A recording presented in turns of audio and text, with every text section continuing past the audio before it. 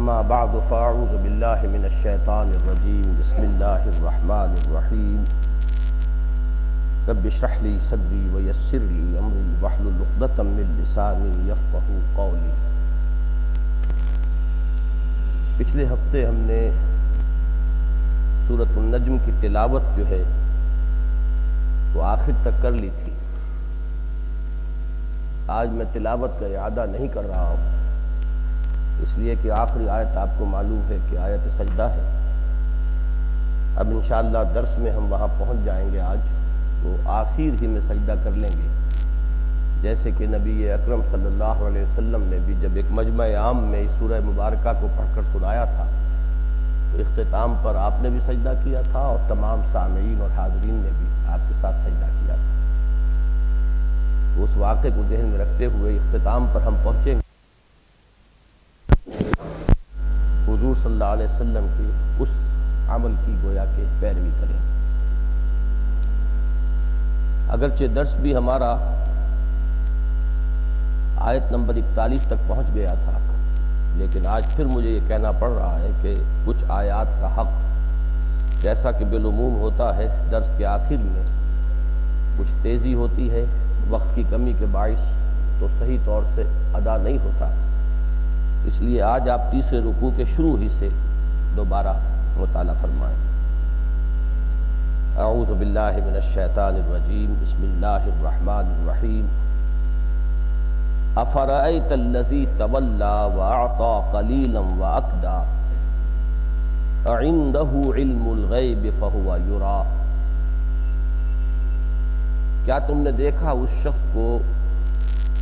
جس نے پیٹھ موڑ لی اور دیا تھوڑا سا اور پھر رک گیا؟ کیا اس کے پاس غیب کا علم ہے جسے وہ دیکھ رہا ہو؟ ان آیات کے بارے میں عرض کر چکا ہوں کہ اکثر مفسرین نے تو یہاں تعیین کے ساتھ ولید بن مغیرہ کو مراد لیا ہے۔ میں نے پچھلی مرتبہ عرض کیا تھا کہ نبی اکرم صلی اللہ علیہ وسلم پر جو لوگ ایمان لائے ان کے بھی درجات ہیں، ان میں بھی فرق مراتب ہے، سب برابر نہیں ہے، نہ ہر زن زنست و نہ ہر مرد مرد۔ اسی طریقے سے جن لوگوں نے کفر کی روش اختیار کی وہ بھی سب ایک جیسے نہیں، ان میں بھی فرق و تفاوت۔ ان میں سے 3 کرداروں کو قرآن مجید نے بہت زیادہ نمایاں کیا ہے۔ ایک تو بدترین کردار ہے، ہر خیر سے خالی، وہ ابو لہب کا کردار ہے۔ دوسرا کردار ہے ایک ایسے شخص کا کہ جو اگرچہ مخالفت میں تو بہت شدید ہے لیکن کمینہ نہیں ہے، بخیل نہیں ہے، وہ جس باطل نظریے پر یقین رکھتا ہے اس کے لیے مردانہ وار قربانی دیتا ہے۔ ابو لہب کے کردار میں بزدلی بھی ہے، بخل بھی ہے، دولت کی محبت بھی ہے۔ وہ مکے میں چور مشہور تھا، جیسے ہمارے ہاں بعض اوقات آپ کو یاد ہوگا، بلکہ اب کوئی شخص معین تو آپ کے سامنے نہیں ہوگا، کہ کسی وزیر کے بارے میں مشہور ہو گیا تھا چینی چور۔ اسی طریقے سے وہ مکے کے معاشرے میں مشہور تھا کہ اس نے جو حرم کا بیت المال تھا، جو خزانہ تھا بیت اللہ کا، اس میں سے ایک غزال زرنی چرا لیا تھا، اور یہ بات مکے کے ایک ایک شخص کی زبان پر تھی۔ تو کردار کے اعتبار سے انتہائی پست اور پھر مخالفت میں انتہائی شدید۔ تو یہ گویا کہ ظلمات بعضھا فوق بعض، تاریکیوں پر تاریکیاں، تہ بر تہ تاریکیاں۔ یہ میں آج پھر اس لیے دہرا رہا ہوں اس مضمون کو کہ یہ 3 کردار جو ہیں آپ کو ہمیشہ ملیں گے انسانی زندگی میں، انسانی معاشرے میں۔ جو سابقہ پیش آتا ہے، جو گوشت اور پوست کے بنے ہوئے انسان ہیں وہ یقیناً کسی نہ کسی کیٹیگری میں فال کرتے ہیں۔ تو ایک کیٹیگری یہ ہے، ظلمات بعضھا فوق بعض کے الفاظ جو سورہ نور میں آئے ہیں، گویا کہ یہ اس کی ایک مثال ہے۔ دوسرا کردار ابو جہل کا، جیسا کہ میں نے عرض کیا، وہ خالفت میں شدید تھا، لیکن یہ کہ اس کے اندر وہ دناعت اور وہ کمینگی نہیں تھی۔ سامنے سے وار کرنے والا، کھل کر مقابلہ کرنے والا، للکار کر حملہ کرنے والا، اور یہ کہ جس باطل نظریے پر اس کو یقین تھا اس کے لیے تن من دھن لگا دینے والا، اس نے اپنی گردن کٹوا دی۔ اور بدر میں جب کہ وہ قتل ہوا ہے تو اس وقت اس کے یہ الفاظ بھی منقول ہیں کہ اس نے کہا تھا جب کہ وہ زخمی حالت میں پڑا ہوا تھا اور کسی نے اس کی جب گردن کاٹنی چاہی، سر کاٹنا چاہا، تن سے جدا کرنا چاہا، تو اس نے کہا ذرا نیچے سے کاٹنا گردن، تاکہ جب نیزے کے اوپر تم میرا سر رکھو تو اونچا نظر آئے اور معلوم ہو کہ سردار کی گردن ہے۔ اب یہ اس کا ایک کردار ہے۔ ہم آگے چلیں گے آخری پارے میں سورہ علق جو ہے اس میں اس کے کردار کو قرآن مجید نے پورے تفصیل کے ساتھ اس پر بحث کی۔ ایک تیسرا کردار ہے بین بین۔ یہ وہ لوگ ہیں کہ جو اگرچہ اسلام میں نہیں آئے لیکن دل سے قائل ہو گئے تھے کہ بات صحیح ہے، اور دوسرے یہ کہ چاہتے یہ تھے کہ کسی طرح کو مصالحت ہو جائے، یہ جو بالکل ادھر یا ادھر کی بات ہے اس کی بجائے کچھ گیو اینڈ ٹیک، کچھ لے دے کر کچھ معاہدہ ہو جائے تاکہ ہماری چودراہٹیں محفوظ رہیں، ہماری سیادتیں برقرار رہیں، کوئی اس کے اندر جو ہے ہمیں نقصان نہ اٹھانا پڑے۔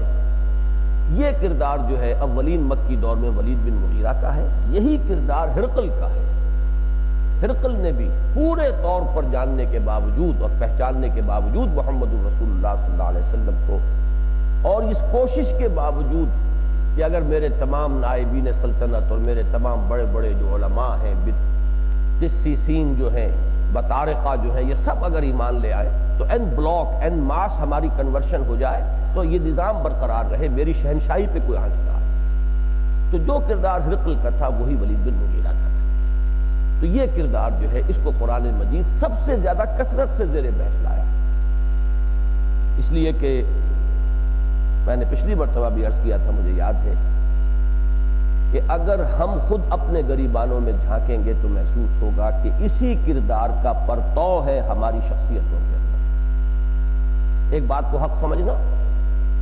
لیکن اس کے لیے ہر چہ بادہ بات کا انداز اختیار نہ کرنا، کچھ ریزرویشنز کے ساتھ چلنا، کوئی بچ بچ کے چلنا۔ اب اسی طریقے سے آپ سمجھ لیجئے تین کردار اور ہیں جو ایمان کے حوالے سے آتے ہیں، کہ ایک ہے مومنین صادقین، ہر چہ بادہ بات، اب انہوں نے جس بات کو تسلیم کیا اس کے لیے ہر شے کی قربانی دینے کو تیار۔ ایمان کے حوالے سے دوسرا ایکسٹریم کردار ہوگا کفار، جو کھلم کھلا منکر ہیں۔ درمیان میں وہ ہیں جو مان تو چکے ہیں، ماننے کے بعد اس ماننے کی جو ذمہ داریاں ہیں ان کو قبول کرنے سے اور ادا کرنے سے ہچکچاتے ہیں۔ آ تو گئے، کسی وقتی تحریک سے اسلام کے دائرے میں آ گئے، کلمہ پڑھ لیا، اشہد ان لا الہ الا اللہ و اشہد ان محمد رسول اللہ، اور کوئی بددیانتی بھی نہیں تھی، دھوکے کی نیت بھی نہیں تھی، لیکن یہ کہ انہیں پورے طور سے شعور نہیں تھا۔ وہ جو اقبال نے کہا ہے کہ یہ شہادت کا الفت میں قدم رکھنا ہے، لوگ آسان سمجھتے ہیں مسلمان ہونا، تو کچھ لوگ جو آسان سمجھ کر مسلمان ہو گئے جب انہیں یہ محسوس ہوا کہ نہ تو قدم قدم پر مطالبے ہیں، قدم قدم پر آزمائشیں ہیں، اب اللہ کی راہ میں نکلو، دھیان ہتھیلی پر رکھو، میدان میں آؤ، اب اللہ کی راہ میں خرچ کرو۔ اب یہ مطالبے ان پر جب شاخ گزرتے تھے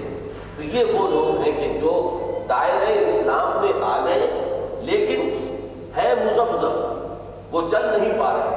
ان کے لیے اصطلاح جو ہے وہ منافقین ہے۔ اب اگر میں نے یہ تین کردار اور وہ تین کردار ان تینوں کو جمع کر لیے تو معلوم کیا ہوا کہ کہنے کو تو چار ہمارے سامنے کردار آ جائیں گے جب ہم انہیں جمع کریں گے۔ مومنین صادقین، یوں کہیے اصحاب الیمین، چونکہ یہ میرا داخلہ ہاتھ ادھر تھا، ایک کھلم کھلا منافق کافر، کھلم کھلا دشمن، سامنے سے حملہ کرنے والا، بیچ میں ہے یہ مذبذبین بین ذالک۔ لیکن مذبذبین بین ذالک کی ایک تقسیم ہو جاتی ہے، ایک لکیر جو کھینچی ہوئی ہے اسلام کے اندر یا اسلام کے باہر، تو مذبذبین جو اسلام کے اندر ہیں وہ منافقین ہیں، اور مذبذبین جو اسلام میں داخل ہی نہیں ہوئے یہ متربصین۔ اب چار اصطلاحات آپ کے سامنے آئے، مومنین صادقین، اعلانیہ کا کفار، اور یہ درمیانی کردار ایک ہی ہے، اس میں کوئی فرق نہیں ہے، صرف ایک لیگل جو ہے ان کا عنوان اس کا فرق ہے۔ جو کلمہ طیبہ ادا کر کے غلطی کر بیٹھے، اسلام میں آ گئے، اب وہ منافق ہو گئے۔ جن کو اتنی بھی ہمت نہیں ہوئی وہ متربصین، وہ منتظر ہیں، وہ دیکھ رہے ہیں، تیل دیکھو تیل کی دھار دیکھو، اونٹ کس کروٹ بیٹھتا ہے، جب خطرات نہ رہیں گے تب آ جائیں گے، اور ہماری سیادتوں اور چودراہٹوں کو اگر کوئی خطرہ لاحق نہ ہو تو تسلیم کر لیں گے۔ تو اگرچہ وہ قانونی اسلام کا پالا جو ہے وہ انہیں تقسیم کر رہا ہے دو میں، لیکن حقیقت کے اعتبار سے یہ کردار ہے، یہ کردار ہے کہ جو سب سے زیادہ عام کردار ہے۔ تاریخ میں ہمیشہ آپ کو ملے گا کسی بھی انقلابی دعوت پر اس طرح لبیک کہنے والے کہ تن من دھن سے حاضر ہے کہ آپ کو ہمیشہ اقلیت دیں گے۔ بہت تھوڑے لوگ ٹوٹل کمٹمنٹ کے ساتھ، ٹوٹل ڈیووشن کے ساتھ، پورے طور پر اپنے آپ کو پلیج کر کے کہ اب ہمارا سب کچھ ہر چباد آباد باغ کشتی درآمد آختے، یہ لوگ ہمیشہ بہت کم کم دعوت۔ اکثر لوگ وہی ہوتے ہیں جیسے جیسے دعوت آگے بڑھتی ہے، کچھ قائل ہو گئے، کچھ آ بھی گئے، لیکن پورے طور سے تیار نہیں آنے کو، جیسے کہ سورہ بقرہ کے شروع میں کہلوایا گیا وَإِذَا قِيلَ لَهُمْ آمِنُوا كَمَا آمَنَ النَّاسُ، جب ان سے کہا جاتا ہے کہ ایمان لاؤ جیسے کہ دوسرے لوگ ایمان لائے ہیں، جیسے ابوبکر ایمان لائے، عمر ایمان لائے، حمزہ ایمان لائے، علی ایمان لائے، ایسے بھلے آدمیوں کی طرح ایمان لاؤ، تو ان کا جواب کیا ہوتا تھا؟ قَالُوا أَنُؤْمِنُ كَمَا آمَنَ السُّفَهَاءُ، کیا ہم اس طرح ایمان لائے جیسے یہ بے وقوف لوگ ایمان لائے؟ یہ تو ناسمجھ ہے، بے وقوف ہے، انہیں اپنے خیر کی فکر نہیں، اپنے شر کی فکر نہیں، اپنے نفع کا خیال نہیں، نقصان کا خیال نہیں، یہ تو بالکل فینیٹکس ہو گئے ہیں، دیوانے ہو گئے ہیں، مجنون ہو گئے ہیں۔ تو ہم بہرحال ایسے مجنونانہ انداز کے اندر دائیں بائیں دیکھے بغیر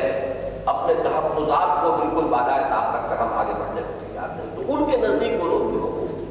انؤمن کما آمن نے کہا، قرآن نے اس پر تبصرہ کیا کیا؟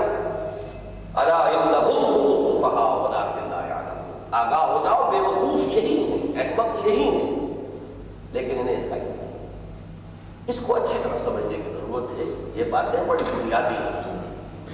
اب یہاں جو ہے جیسا کہ میں نے عرض کیا، ولید بن مغیرہ کے ذمن میں چونکہ ایک واقعہ ہے، اکثر مفسرین نے لیا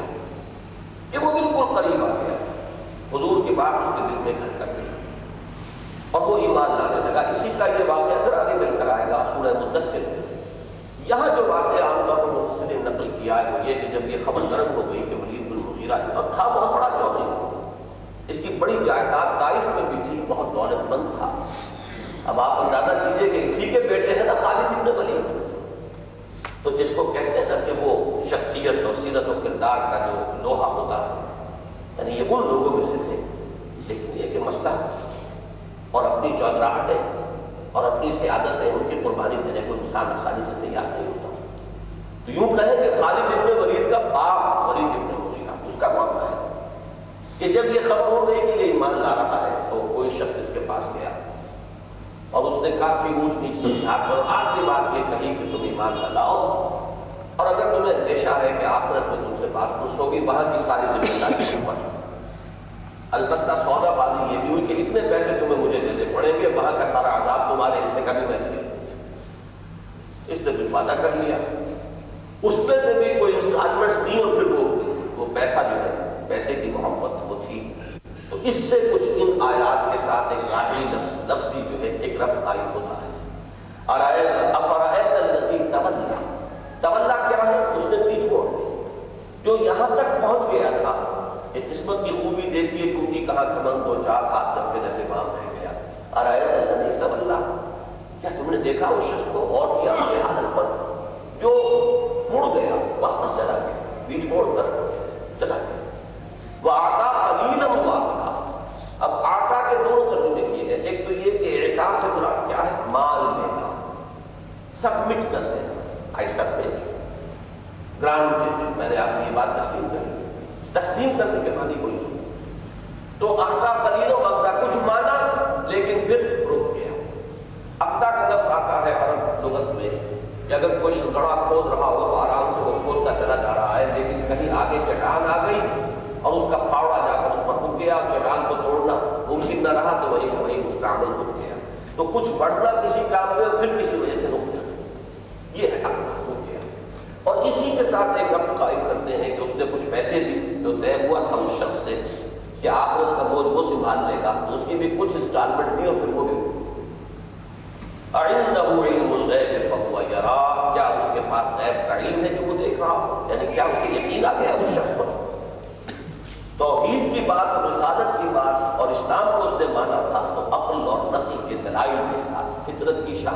ساتھ مانتا ہے،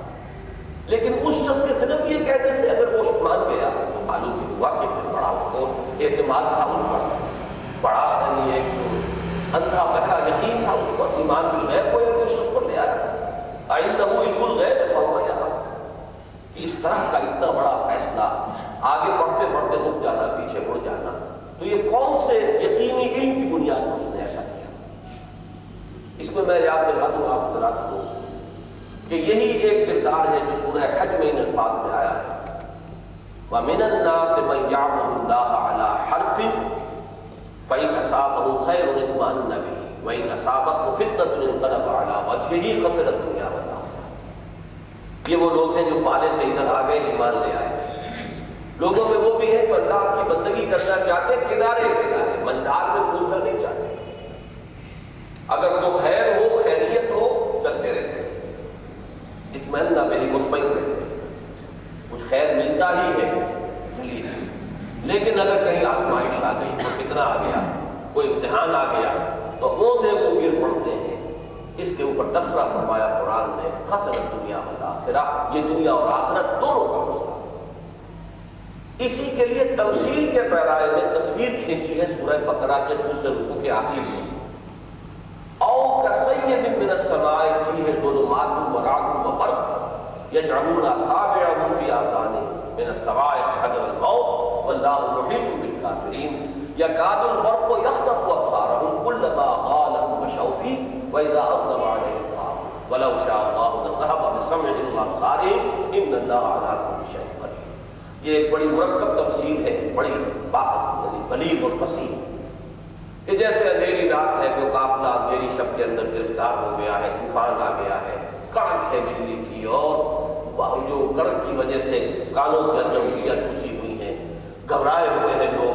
ذرا کہیں بجلی کو ہوتی کوئی چیز نظر آئی تو 2 قدم چل پڑے، پھر جب اندھیرا ہو گیا تو چھٹک کر رہ گئے اور موت سے گھبرا رہے ہیں۔ یہ ان منافقوں کا حال ہے کہ جب تو کچھ آسائش ہے، کوئی امتحان نہیں، کوئی ابتلا نہیں، تو چلتے رہتے ہیں۔ ہم بھی مسلمان ہیں، ہم بھی ایمان لائے، پہلی صف میں کھڑے ہوں گے نماز کے اندر، اس لیے کہ کوئی اندیشہ نہیں، نماز پڑھنے میں کوئی جان کا خطرہ نہیں، لیکن جہاں کہیں آ گیا مرحلہ آزمائش کا، امتحان کا، کھڑے کھڑے رہ جاتے ہیں، چھٹک کر کھڑے رہ جاتے ہیں، ان سے چلا نہیں جاتا۔ یہ وہ نقشہ جو ہے پالے سے ادھر ہو تو وہ نقشہ ہے منافقین کا، پالے سے ادھر نہیں تو ولید بن مغیرہ اور ہرقل، یہ 2 جو ہے کردار بہت اہم ہے تاریخ کے اندر، کہ جو اصلاً تو کردار ایک ہی ہے، صرف یہ ہے کہ قانونی اعتبار سے شکلیں دو ہیں۔ ام لم ينبأ بما فی صحف موسیٰ، کیا اس کو خبر نہیں پہنچی، وہ مطلع نہیں ہوا اس چیز پر کہ جو موسیٰ کے صحیفوں میں تھی، وہ ابراہیم اور ابراہیم کے صحیفوں میں تھی۔ یہ صحف کا مضاف ہے، ابراہیم بھی ہے اور موسیٰ بھی ہے، دونوں مضاف ہیں، موسیٰ کے صحیفوں میں اور ابراہیم کے صحیفوں میں۔ البتہ ابراہیم کے ساتھ علیہ السلام مزید ان کا ایک مدح کے طور پر الفاظ آئے، الذی وفا و ابراہیم الذی وفا، وہ ابراہیم جس نے پورا کر دیا، پورا دے دیا۔ ابھی میں عرض کروں گا تو یہ بات کون سی آ رہی ہے، آگے آ جائے گی، یہ بھی اس کے کردار کی ہی ابھی یعنی گفتگو ہو رہی ہے۔ اتنی جلدی کیسے اس نے مان لیا اس شخص کی بات کو کہ میں تمہاری بات، تمہارا بوجھ میں سنبھالوں گا؟ بہت سے حضرات کو یاد پڑ گیا ہوگا جو منتخب نصاب سے ذہنی مناسبت رکھتے ہیں، سورہ عنکبوت کے پہلے رکوع کے اختتام پر بھی یہی مضمون آیا ہے، وقال الذین کفروا للذین آمنوا اتبعوا سبیلنا ولنحمل خطایاکم وما هم بحاملین من خطایاہم من شیء انہم لکاذبون۔ وہ لوگ کہتے تھے جو نوجوان ایمان لے آئے تھے حضور پر، ان کے بزرگ ان سے کہا کرتے تھے، کہا تم پاگل ہو گئے ہو، کس شخص کے پیچھے لگ گئے ہو، ہمارے راستے پر آؤ، ہم نے اپنے بال دھوپ میں سفید نہیں کیے ہیں۔ ہوتے ہیں ایسے لوگ خام خبر بناتے ہیں نوجوانوں کو، ان کی کیفیت برباد کرا دیتے ہیں، تم ہمارے راستے پر چلو، یہی راستہ صحیح ہے۔ اور اگر تمہیں اندیشہ ہے کہ قیامت میں بازپرس ہوگی، اللہ تعالیٰ کی طرف سے پکڑ ہوگی، تو ہم تمہاری طرف سے جواب دہی کریں گے، تمہاری خطاؤں کا بوجھ ہم اٹھائیں گے۔ فرمایا گیا وما هم بحاملین من خطایاہم من شیء انہم لکاذبون، وہ ہرگز اٹھانے والے نہیں ہیں ان کی خطاؤں کا بوجھ کچھ بھی، وہ بالکل جھوٹ بول رہے ہیں۔ وَلْيَحْمِلُنَّ أَثْقَالَهُمْ وَأَثْقَالًا مَعَ أَثْقَالِهِمْ وَلَيُسْأَلُنَّ يَوْمَ الْقِيَامَةِ عَمَّا كَانُوا يَفْتَرُونَ، اور وہ قیامت کے دن اپنے بوجھ بھی اٹھائیں گے اور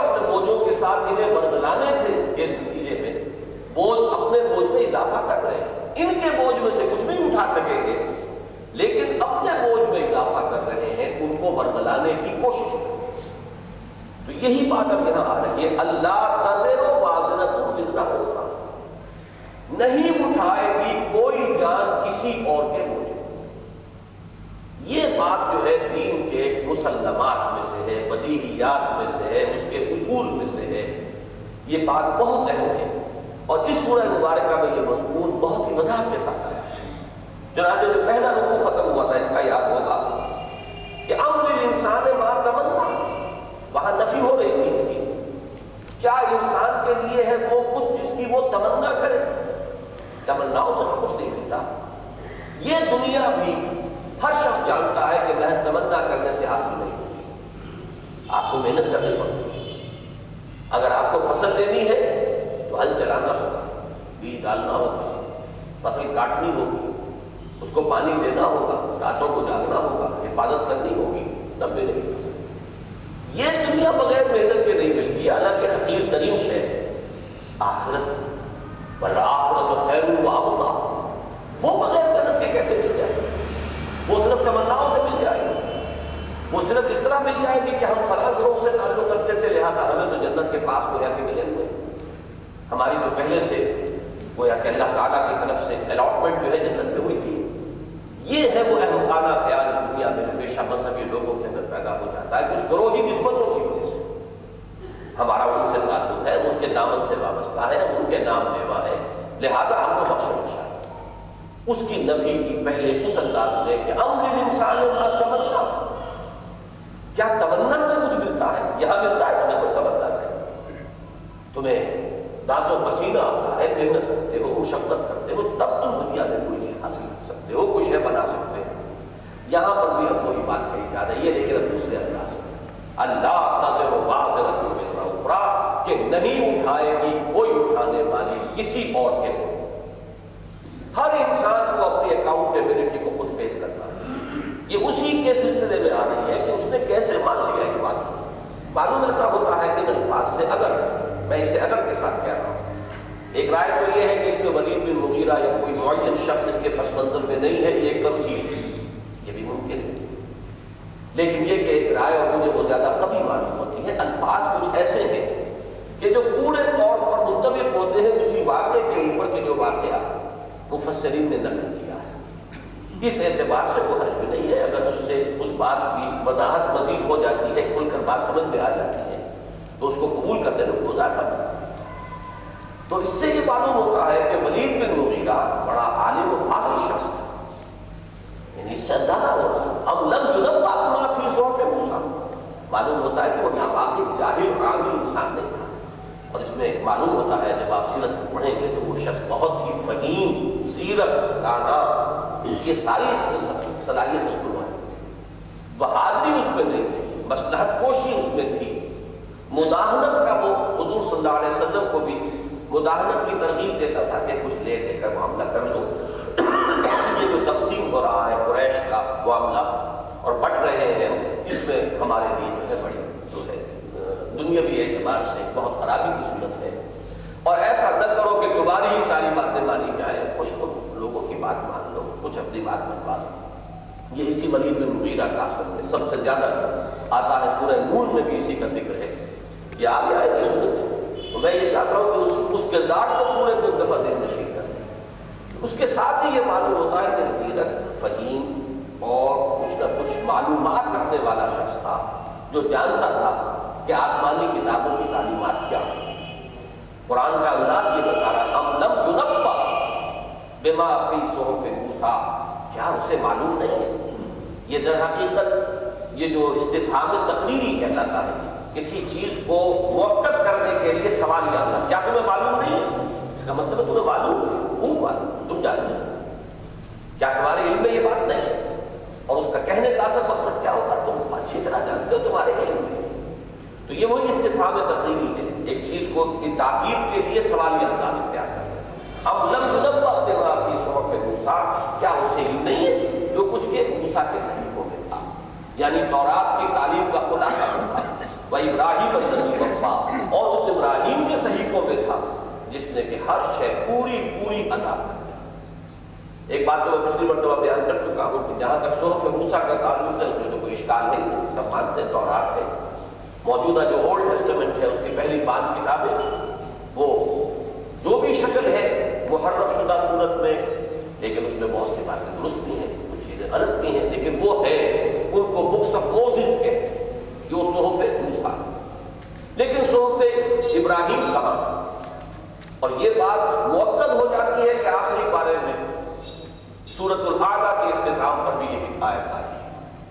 ان ھذا لفی الصحف الاولیٰ صحف ابراہیم اور اولیٰ کا جو ہے اطلاق وہ تو زیادہ ابراہیم کے صحیفے پر ہوگا، اس لیے کہ حضرت موسیٰ کے صحیفے تو حضرت ابراہیم علیہ السلام سے کم و بیش 1000 برس کے بعد آ رہے ہیں، کم سے کم 1000 برس۔ یہ جو صحیفے حضرت ابراہیم کے ہیں یہ دنیا میں کہیں ہیں یا نہیں؟ اکثر علماء کا تو یہی ہے اس پر اتفاق کہ کہیں ان کا کوئی وجود نہیں، یہ غائب ہو چکے۔ چنانچہ ہمارے یہاں عقائد کی کتابوں میں بھی یہی پڑھایا جاتا ہے کہ 4 کتابیں ہیں جن پر کہ ہم ایمان رکھتے ہیں، ایک تورات، دوسرے زبور، تیسرے انجیل اور چوتھے قرآن۔ لیکن یہ ہے کہ اولڈ ٹیسٹمنٹ میں اور بہت سے نبیوں کے صحیفے ہیں موجود ہیں، اور یہ بات جو ہے قرین قیاس ہے کہ آخر اتنے نبی جو آئے تو کیا اللہ تعالیٰ نے کوئی انہیں وحی نہیں بھیجی، کوئی الہام نہیں فرمایا؟ انہوں نے جو کچھ کہا اس میں وہ الہام اور وہ وحی سے یقین شامل ہے۔ یہ ضرور ہم مانتے ہیں کہ وہ محفوظ شکل میں نہیں۔ اسی طرح میری ذاتی رائے بھی ان بعض لوگوں کے ساتھ ہے جو سمجھتے ہیں کہ صحف ابراہیم بھی بگڑی ہوئی صورت میں محرف شدہ شکل میں موجود ہے، اور وہ اصل میں جو ان آریاؤں کی جو سب سے قدیم کتابیں ہیں وید اور اپنشد، ان کے اندر صحف ابراہیم کا مواد ہے، اور برہما کا لفظ جو ہے میرے نزدیک یہ بگڑا ہوا لفظ ہے ابراہیم ہی کا، جیسے کہ ہوتا ہے دنیا میں ہمیشہ، جیسے عیسائیوں نے حضرت مسیح کو خدا کا بیٹا بنا دیا، تو بات سمجھ میں آتی ہے کہ ان لوگوں نے حضرت ابراہیم کو خدا ہی بنا دیا، برہما، اور برہما سے وہ جو سارا معاملہ جو چلتا ہے وہ ایک ایسی ہستی بھی نہ کہیے، وہ تو جس کو آپ ورلڈ اسپرٹ کہیں، وہ ایک ایسا جوہر ہے جو پورے وجود میں سرائے ہوئے برہما۔ تو معلوم ایسا ہوتا ہے کہ ابراہیم علیہ السلام ہی کی عقیدت میں غلو جو ہے اس نے اس عقیدے کی شکل اختیار کی ہے، اور جیسے کہ اناجیل کے بارے میں آپ کو معلوم ہے کہ کوئی ایک انجیل تو نہیں، سینکڑوں انجیلیں تھیں، 104 میں سے 4 ہیں جو انہوں نے سلیکٹ کی ہیں، جنہیں کینونیکل کہتے ہیں، قانونی، اور جو ان کے نزدیک مستند ہے، باقی اپوکریفل ہے جنہیں کہ مستند نہیں مانتے۔ تو انجیل جو بھی کچھ ہے وہ ان میں ہے۔ میں نے کئی مرتبہ یہ واقعہ سنایا جب میں میڈیکل کالج میں پڑھتا تھا تو سائیوال منڈوری کہتا تھا اس کو، وہ ایک بہت بڑا مرکز ہے عیسائی مشنریز کا،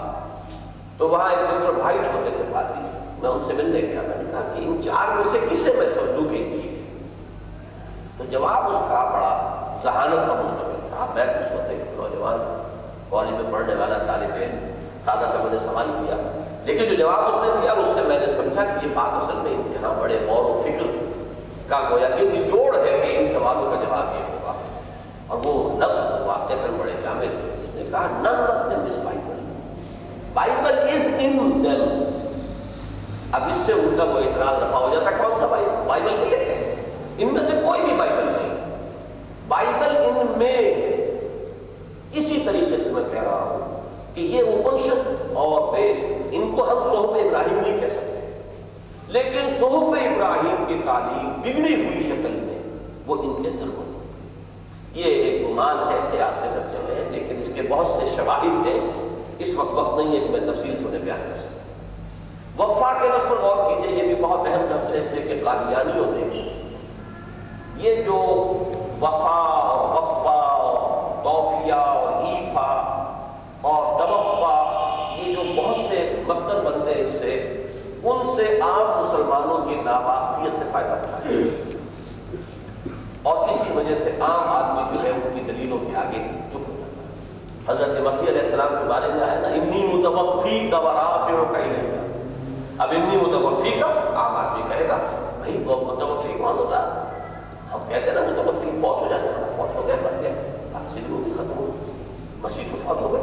وفات ہو گئی، میں تجھے وفات دینے والا ہوں۔ تو اس لفظ کو سمجھنا چاہیے۔ وفا یفی ثلاثی مجرد میں جب آتا ہے تو اس کے معنی بھی ہے پورا کرنا، پورا دے دینا۔ ہم کہتے ہیں اس نے اپنا قول وفا کیا، وعدہ وفا کیا، جو وعدہ کیا تھا پورا کر دیا۔ پھر اس میں آتا ہے باب افعال میں اوفا یوفی ایفا، ایفائے عہد اردو میں بھی وہ بولتے ہیں، اس میں بھی مفہوم وہی ہے، کسی کا کی بات کو پورا کر دینا، کسی کا حق پورا ادا کر دینا۔ اس میں مزید تاکید آتی ہے وفا یوفی توفیۃ، باب تفعیل، ایک ایک دھیلا دھیلا ادا کر دینا، کسی کا حق ہے تو پورا پورا پائی پائی اس کو چکا دینا۔ اب اس سے دو الفاظ اور پڑھیں گے، ایک توفا یا توفی، اس کے معنی پورا پورا لے لینا، وصول کر لینا، اور استوفا یستوفی، اس کے معنی ہو گئے وہ بھی پورا پورا لے لینا۔ اب آپ یہ کہ عربی زبان کے یہ بالکل الف بے تھے، لیکن ظاہر بات ہے کہ لوگ واقف نہیں، اور وہ اس کے جو الفاظ ہیں اصلی حروف اصلی یا ان کی وجہ سے دھوکا کھا جاتا ہے۔ تو انی متوفی کا، میں تمہیں پورے کو لے جاؤں گا۔ توفی کا اطلاق ہوتا ہی تمام و کمال حضرت مسیح علیہ السلام کے معاملے پر ہے کہ جسم اور جان سمیت اللہ انہیں لے گیا، جبکہ جس معنی میں ہم لفظ وفات استعمال کرتے ہیں وہ تو ایک مجازی استعمال ہے اس کا، کہ جسم یہی رہ گیا، صرف روح کو اللہ لے گیا، لیکن کس چیز کو؟ صرف روح کو یا جان کو، جسم یہی رہ گیا۔ حضرت مسیح کے معاملے میں جو صحیح عقیدہ ہے اور جو احادیث صریحہ سے ثابت ہے، صحیحہ جو کہ صحیح ہے کی احادیث سے ان سے ثابت ہے، وہ یہ ہے کہ وہ پورے اٹھا لیے گئے ہیں بجسدہ شریف، اپنے جسم و جان سے۔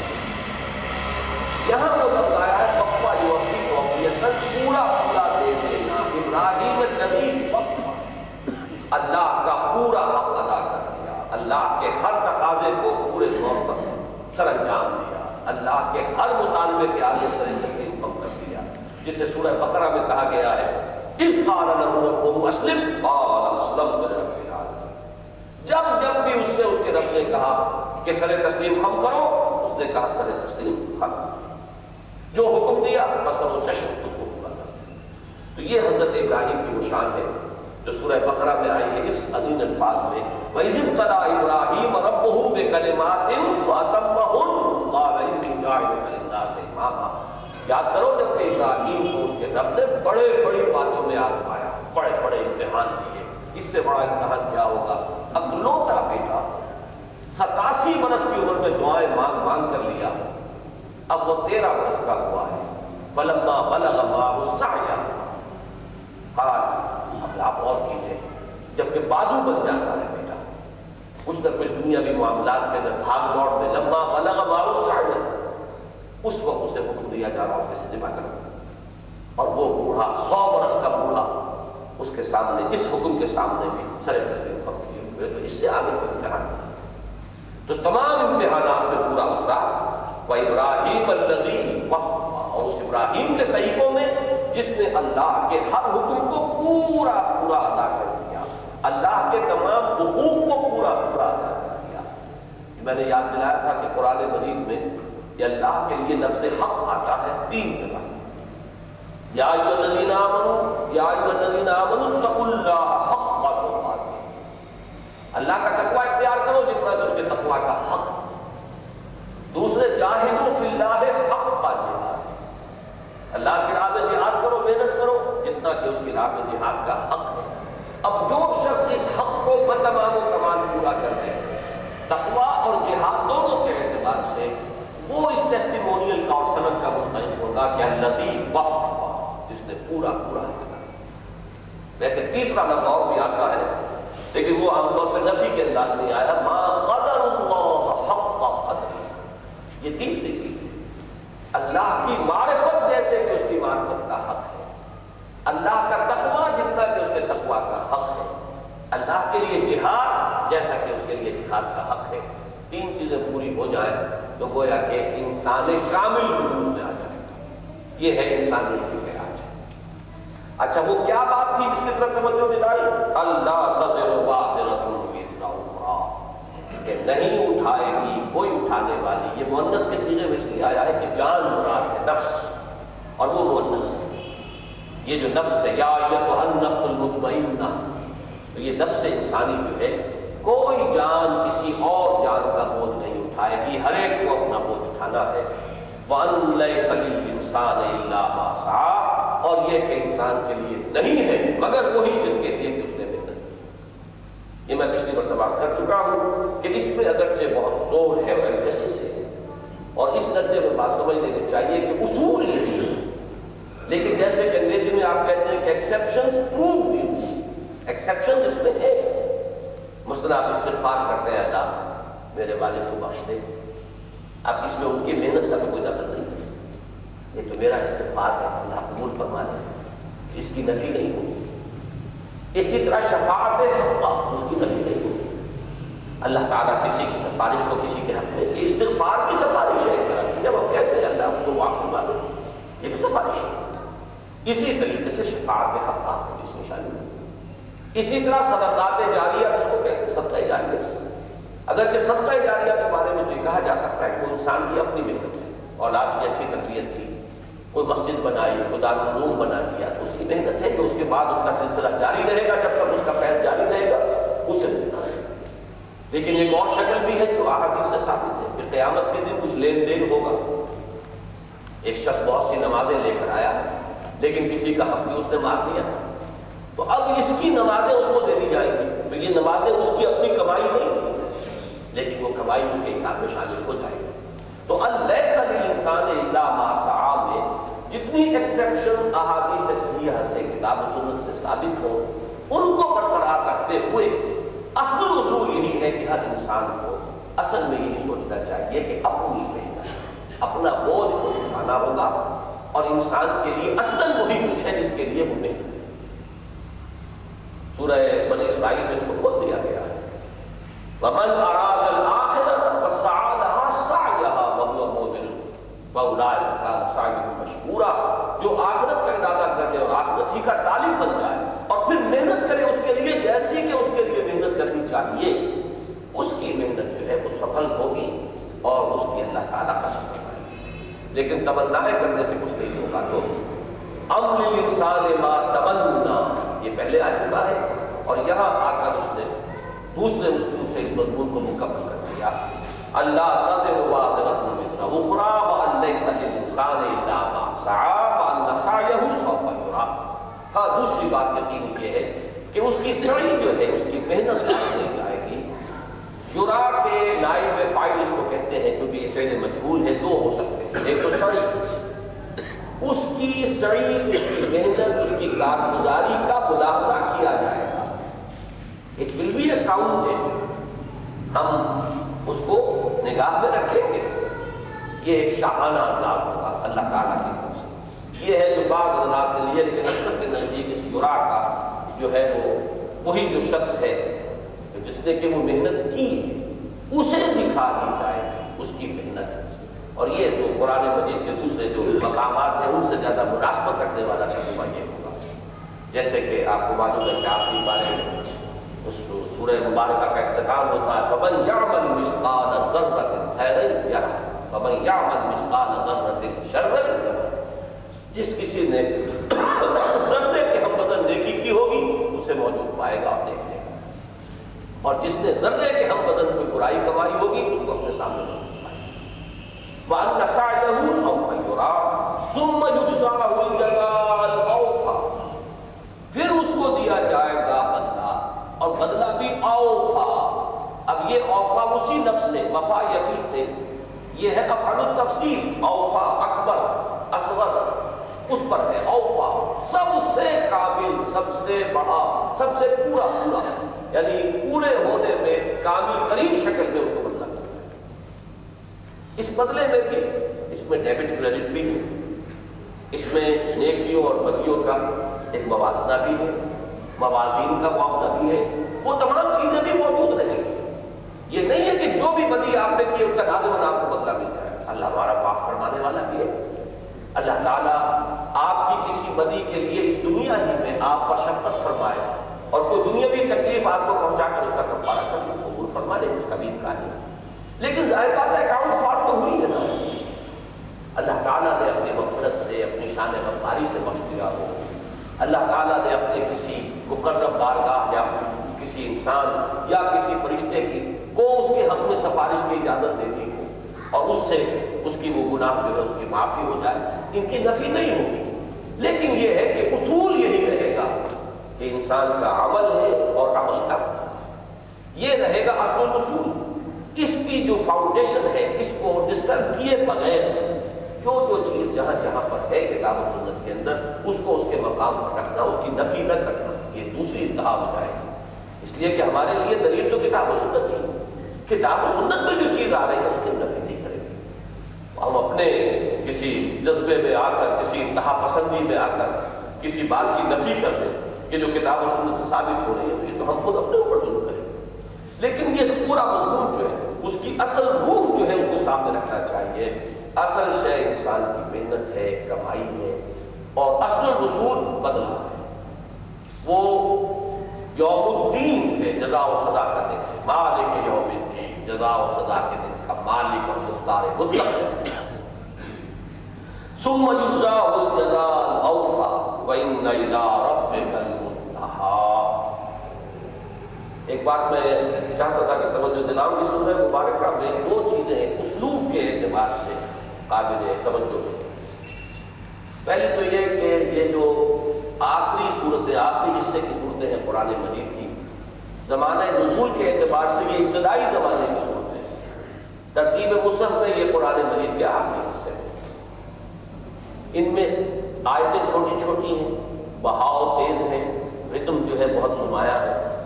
لیکن یہ جان لیجئے کہ لغت کے اعتبار سے اور نحو کے اعتبار سے یہی مشکل ترین صورت ہے. ان میں بعض الفاظ ایسے ہیں کہ جن کے بارے میں بڑی لمبی چوڑی تحقیق کے بعد بھی کوئی حتمی اور آخری بات کہنا کسی کے لیے آج تک ممکن نہیں ہوا ہے. تو لغت اور ادب عربی کے اعتبار سے مشکل ترین حصہ ہے. دوسری ایک چیز میں نے نوٹ کی ہے کہ ان صورتوں میں اکثر الفاظ جو ہے وہ ایک ہی صورت میں ایک لفظ جو ہے وہ متعدد مرتبہ آتا ہے،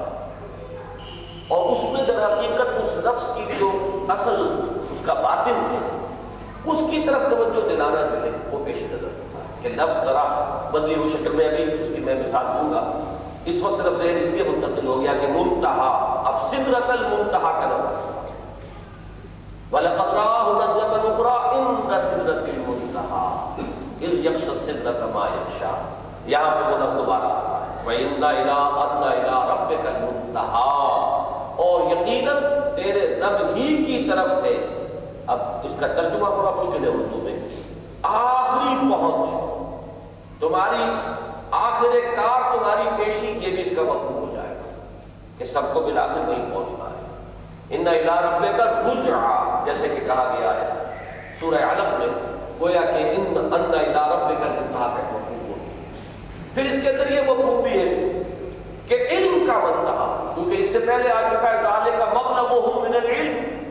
ان لوگوں کے علم کی رسائی نہیں کرتی. علم حقیقی کا منتہا اللہ کی ذات ہے. علم کامل، علم یقینی، علم حقیقی وہ تو وہی ہوگا جو ذات باری تعالیٰ سے ہمیں اس کا کہ فیضان اس وحی کے ذریعے سے حاصل ہو رہا ہے. باقی جو ہمارے اٹکل پچو خیالات ہیں، حکما کی حکمتیں ہو، فلاسفہ کے فلسفے ہو، یہ ساری چیزیں جو ہے ان میں سے کسی چیز کو ہم یقینی نہیں کہہ سکتے. جو سائنٹیفک ہمارے پاس علوم ہے ایک محدود دائرے میں ہم انہیں یقینی کہہ سکتے ہیں، ویریفائبل فیکٹس ہیں. لیکن یہ کہ آپ کو معلوم ہے کہ ان میں سے بھی ہر چیز وہ ہے کہ آخر میں جا کر ہم کچھ کو کہہ سکتے ہیں کہ کیا اس کی حقیقت ہے. اب ہمیں کچھ معلوم نہیں زندگی کسے کہتے ہیں، آج تک پتہ نہیں. ہمیں کچھ معلوم نہیں نیند کیسے آتی ہے، آج بھی معلوم نہیں. ہمارے دماغ کے کس جگہ پر وہ بٹن ہے، سوئچ ہے جس کو آف کر دیں تو آدمی سو جائے اور جس کو آن کرے تو آدمی جاگ جائے. کہاں کس چیز سے متعلق ہے نیند، پوری فزیولوجی پڑھ جائیں گے، پورے اس کے جو جتنے بھی اب تک انسان کی معلومات ہے کھگال جائے کچھ پتہ نہیں کہ زندگی جو ہے ہمارے اس وجود سے وہ کس طریقے سے متعلق ہے، کس عضو سے متعلق ہے بنیادی طور پر یہ کچھ ہے. ان میں بھی اصل میں ایک محدود دائرے کے اندر تو یقینیات موجود ہیں، لیکن کسی شے کی کبھی جو آخری بات جو ہے وہاں پہ جا کے پھر وہی کچھ اٹکل پچو والی باتیں ہو جاتی ہیں. علم یقین جس کو کہا جائے، علم الیقین، وہ تو ان الی ربک المنتہی، اس کے لیے تو در حقیقت اللہ کی ذات ہی ہے منتہا ہے. اب اس سے آگے جو اللہ تعالیٰ کی شان بیان ہو رہی ہے، اس کی قدرت، اس کی اس کائنات کے اندر اس کی تدبیر، جس طریقے سے کہ وہ اس کائنات میں تصرف کر رہا ہے. وَأَنَّهُ هُوَ أَضْحَكَ وَأَبْكَىٰ وَأَنَّهُ هُوَ أَمَاتَ وَأَحْيَا وَأَنَّهُ خَلَقَ الزَّوْجَيْنِ الذَّكَرَ وَالْأُنثَىٰ مِن نُطْفَةٍ إِذَا تُمْنَىٰ وَأَنَّ عَلَيْهِ النَّشْأَةَ الْأُخْرَىٰ وَأَنَّهُ هُوَ أَغْنَىٰ وَأَقْنَىٰ وَأَنَّهُ هُوَ رَبُّ الشِّعْرَىٰ وَأَنَّهُ أَهْلَكَ عَادًا الْأُولَىٰ وَثَمُودَ فَمَا أَبْقَىٰ۔ اب یہ اللہ تعالیٰ کی وہ جو شان ہے، اس کی قدرت کی شان، اس کے فیصلے کی تنفیذ کا جو اختیار ہے، اس کی خلاقی کی شان، ان کا طرف اشارہ کیا جا رہا ہے۔ اور اس میں در حقیقت نفی کس چیز کی ہو رہی ہے؟ شرک۔ اس لیے کہ عام طور پر دنیا میں مشرکانہ اوہام جو ہے وہ تجزیہ کریں گے تو جو مختلف مظاہر ہمیں نظر آتے ہیں، لوگوں نے ان کے لیے مختلف دیوی یا دیوتا تجویز کر دی ہے۔ بلندی کا دیوتا کوئی اور ہے، پستی کا دیوتا کوئی اور ہے، آسمان کے دیوتا کچھ اور ہے، زمین کے دیوتا کچھ اور ہے۔ یہ جو ہمیں تضادات نظر آتے ہیں، دولت دینے والا کوئی اور ہے اور کسی کے اوپر کوئی عذاب بھیج دینے والا کوئی اور ہے، تو یہ مختلف چیزوں کو، مختلف مظاہر کو مختلف دیویوں دیوتاؤں کی طرف منسوخ کیا جاتا ہے۔ یہاں جو انداز ہے اس میں در حقیقت اس کی نفی ہے، یہ کہ وہی ہنساتا ہے اور وہی رلاتا ہے، وہی دیتا ہے وہی چھینتا ہے، عزت دیتا ہے تو وہ دیتا ہے، اگر عزت کسی سے سلب کرتا ہے تو کوئی سلب کر دیتا ہے۔ قل اللہم مالک الملک تؤتی الملک من تشاء وتنزع الملک ممن تشاء وتعز من تشاء وتذل من تشاء بیدک الخیر انک علی کل شیء قدیر تولج اللیل فی النہار وتولج النہار فی اللیل۔ یہ نہیں ہے کہ رات کا دیوتا کوئی اور ہو، دن کا دیوتا کوئی اور ہو، رات سورج کو طلوع کرنے والا کوئی اور ہو، اس کو غروب کرنے والا کوئی اور ہو، دولت دینے والا کوئی اور ہو، چھین لینے والا کوئی اور ہو۔ آپ کو معلوم ہے ہندی مائتھولوجی میں کریٹر اور ہے، سسٹینر اور ہے، ڈسٹرائر اور ہے، یہ تصنیف سے کہنے چلی آتی ہے۔ لیکن یہ کہ قرآن مجید اس طرح کا جو مضمون آ رہا ہے، اس میں فلو ہے، اس میں ایک ادبیت ہے، فصاحت ہے، بلاغت ہے، اس میں ذرا بھی کوئی احساس ہوگا، دو چیزیں اگر موجود ہوں گی وہ بہہ جائے گا۔ اگر اس میں ادبیت کا کوئی ذوق ہے، لغت کا، ادب کا، فصاحت کا، بلاغت کا کوئی ذوق ہے، تو ایک تو یہ کہ اس کے اندر وہ بہے گا، دوسرا یہ کہ اس کے اپنے اندر اس کی فطرت سلیمہ کی اگر کوئی رونق اگر باقی ہے تو وہ لبیک کہے گی کہ دیکھنا تقریر کی لذت میں جو اس نے کہا، میں نے یہ جانا کہ گویا یہ کہ میرے دل میں۔ تو یہ دونوں چیزیں ہیں اصل میں اس صورت کے آخر میں، جیسا کہ میں نے آپ کو بتایا، یہی وہ بہاؤ ہے مضامین کا کہ جس کے نتیجے میں یہ صورت پیدا ہوئی کہ یہ صورت حضور نے ایک مجمع میں پڑھی، اور یہ میں ابتدا میں آپ کو بتا چکا ہوں کہ یہ پہلی صورت ہے جو اس طرح ایک مجمع عام میں حضور نے پڑھ کر سنائی اور پوری کی پوری سنائی، اور یہ کہ وہ لوگ انتہائی مخالف ہونے کے باوجود کہیں انٹرپٹ نہیں کر سکے، مبہوت ہو کر رہ گئے، اس لیے کہ وہ تو شور مچانا چاہیے تھا انہیں، جیسے کہ ابو لہب نے پہلے ہی جب حضور نے پہلی مرتبہ تقریر کی ہے، واعظ فرمایا، اس نے انٹرپٹ کر دیا، دمبل لگا لہٰذا جمع کرا، تمہارے لیے ہلاکت اور بربادیوں کیا ہمیں اس کام کرنے کے بعد ہے۔ لیکن اس سورہ مبارکہ کے اندر جو ذوق ہے، جو اس کا فلو ہے، جو اس کی فصاحت اور بلاغت ہے، جو اس کے اندر ادبیت کی چاشنی ہے، ایک تو وہ چیز، دوسرے یہ کہ اس نے ان کے اندر فطرت کے جو چھپے ہوئے دار ہیں وہ نہیں چھیڑا۔ یہ چیز صرف فصاحت اور بلاغت کی نہ سمجھیے، اس لیے کہ اگر یہی بات آپ کے سامنے رہے گی تو یہ در حقیقت ما قدر اللہ حق قدر ہی کے مطابق یہ قرآن کی ناقدری ہوگی کہ صرف فصاحت اور بلاغت کے بہاؤ میں قرآن بہا کرتے گیا۔ نہیں، صرف فصاحت اور بلاغت نہیں ہے، صرف ادبیت کی چاشنی نہیں ہے، بلکہ یہ کہ یہ فطرت کے تاروں کو چھیڑنے والی چیز ہے، انسان کے اندر سے اس کی گواہی جو ہے وہ نکلتی ہے برابر، ہاں آپ ٹھیک ہے۔ تو اسی طریقے سے یہاں پر اس کے پڑھنے میں ہو ذرا سا ترجمہ آتا ہو تو روانی کے ساتھ پڑھنے میں جو اس کا تاثر قائم ہوگا، ترجمے ورجمے میں پھر وہ نہیں رہتا۔ ترجمے میں تو یہ لفظ یہ ہے اور اس لفظ کا یہ مفہوم ہے اور اس کا اصل یہ ہے اور اس کی کا یہاں یہ بات آیا ہے، وہ بات جو ہے وہ زیادہ ایک علمی ایکسرسائز بن جاتی ہے۔ آپ کو قرآن مجید کا تاثر جس کو ہم کہیں گے وہ تو در حقیقت آتا ہے اس کو اس روانی کے ساتھ پڑھنا کہ کوئی ہمارے اور قرآن کے اس وطن کے مابین کوئی حجاب نہ رہے، اور براہ راست جیسے کہ علامہ اقبال نے فرمایا کہ تیرے ضمیر پہ جب تک نہ ہو نزول کتاب، تیرا خوشا ہے نہ راضی نہ صاحب کشاف، تو یہ براہ راست نزول ہو، ترشح ہو رہا ہو ہمارے ضمیر پر، ہمارے قلوب پر، تو اس کی کیفیت پیدا ہو۔ اسی طریقے سے نوٹ کیجیے کہ قرآن مجید میں اور احادیث میں جو اللہ تعالیٰ کے اسماء آئے ہیں، 99 اسماء کی تفصیل بہت سی احادیث میں ہے، کہیں کہیں لفظی فرق بھی ہے مختلف روایات میں، لیکن ان کے بارے میں ایک بات نوٹ کر لیجیے کہ بعض اسماء اللہ تعالیٰ کے وہ ہیں جن کو علیحدہ ایک اسم کو لینا یا اس کا ذکر کرنا جائز نہیں ہے، مطلب یا معز ہو یا مذل ہو، یہ دونوں ساتھ آنا چاہیے۔ دیکھیں تصویر کے یہ دو رخ ہیں،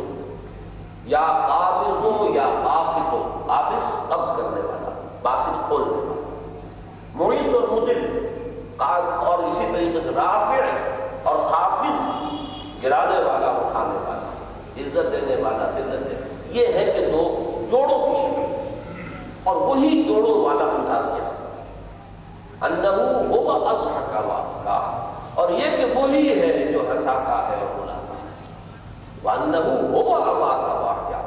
اس میں بھی جو زور ہے نا ہوا کی تکرار سے، انہو ہوا امات واحیا، اور یہ کہ وہی ہے وہ یہ جو مارتا ہے اور جلاتا ہے، کوئی دو خدا نہیں ہے، زندہ رکھنے والا کوئی اور مارنے والا کوئی اور۔ وَأَنَّهُ خَلَقَ الزَّوْجَيْنِ الذَّكَرَ وَالْأُنثَىٰ، وہی ہے کہ جس نے نر اور مادہ پیدا کیے، جوڑے بنائے، من نطفۃ اذا تمنیٰ، نطفۃ یہاں نکرہ کی شکل میں ایک بوند سے جو کہ جب کہ وہ ٹپکائی ہوتا ہے، اس میں ادھر بھی اشارہ ہے، اس نطفے کے اندر کہاں تمہیں فرق محسوس ہو جائے گا کہ جس سے اتنا بڑا فرق جو ہے اسی نطفے سے جو ہے وہ نر پیدا ہو رہا ہے، اسی سے وہ مادہ بن رہی ہے، اور اس میں کوئی فرق نہیں۔ آج بھی وہ مائکروسکوپ جو ہے، الیکٹرانک مائکروسکوپ کے باوجود اس کے اندر فرق جو ہے اس کو تلاش کرنا ناممکن ہے۔ تو اسی سے پورا جسمانی نظام مختلف، پورا نفسیاتی ساخت کا معاملہ مختلف۔ انہ خلق الزوجین الذکر والانثیٰ من نطفۃ اذا تمنیٰ، ایک نطفے سے، ایک بوند سے جب کہ وہ ٹپکائی جاتی ہے، اسی سے وہ کسی کو مرد کسی کو عورت بنا دیتا ہے۔ وَأَنَّ عَلَيْهِ النَّشْأَةَ الْأُخْرَىٰ، اور یہ کہ اسی کے ذمے ہے دوبارہ اٹھانا، ایک اور بار اٹھانا، نشا اٹھنا، انشاء اٹھانا، اسی لیے انشاء کہتے ہیں کمپوزیشن کو۔ ایک خیال ہے، آپ اسے لکھنے بیٹھتے ہیں، یہ لفظ منشی جو ہمارے ہاں اب تو استعمال نہیں ہوتا، اسی زمانے میں یہ ایک بڑا یعنی مدح کا اور ستائش کا لفظ ہوتا تھا، منشی، فلاں منشی، کہ بہت ہی جو شخص واقع ہے۔ آج کل بھی آپ کو معلوم ہے دفتری اصطلاح میں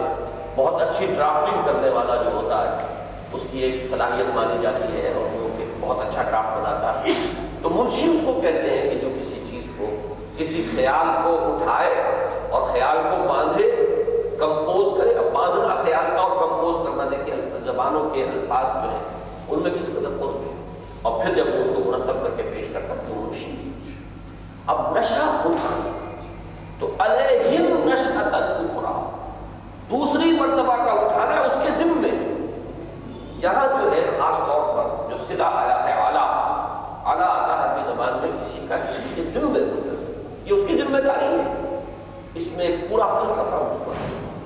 کہ ہم صرف یہ نہیں کہتے کہ اللہ اٹھائے گا، نہیں، اللہ کے لیے اٹھانا لازمی ہے، اس نے اپنے اوپر لازم کر لیا۔ اس کی وجہ کیا ہے تو سمجھتے ہیں۔ ایک شخص فرض کیجئے کہ اللہ تعالیٰ کی بات مانتا ہے، رسول کی بات مانتا ہے، حلال اور حرام کی قیود تسلیم کرتا ہے، زندگی میں اس کے لیے قدم قدم پر مشکل آ رہی ہے، وہ تو بن گیا، اللہ اور رسول کے کھوٹے سے بچا ہوا، کہیں حرام خوری کے اندر اس کا ہاتھ پڑتا تھا لیکن وہ تو ہاتھ نہیں ڈال سکتا، اس کے لیے تو یہ نہیں ہے جہاں چاہے منہ مار دے۔ اب وہ شخص جو پابند ہو کر زندگی بسر کر رہا ہے اور اس دنیا میں اپنی اس پابندی کی وجہ سے نقصان برداشت کر رہا ہے، کیا لازم نہیں ہے کہ اس کو دوبارہ اٹھا کر اور کمپنسیٹ کیا جائے، اس کو بدلہ دیا جائے؟ اگر نہ اٹھایا جائے دوبارہ اور زندگی دوبارہ نہ ہو تو پھر تو یہ گھاٹے کا سودا ہے، پھر تو وہ مظلوم ہے، پھر وہ نقصان دے رہا ہے۔ اس لیے قرآن مجید میں کئی جگہ یہ مضمون آیا ہے کہ اللہ تعالیٰ کے ذمے ہے یہ، اور یہ رحمت کا تقاضا ہے اس کا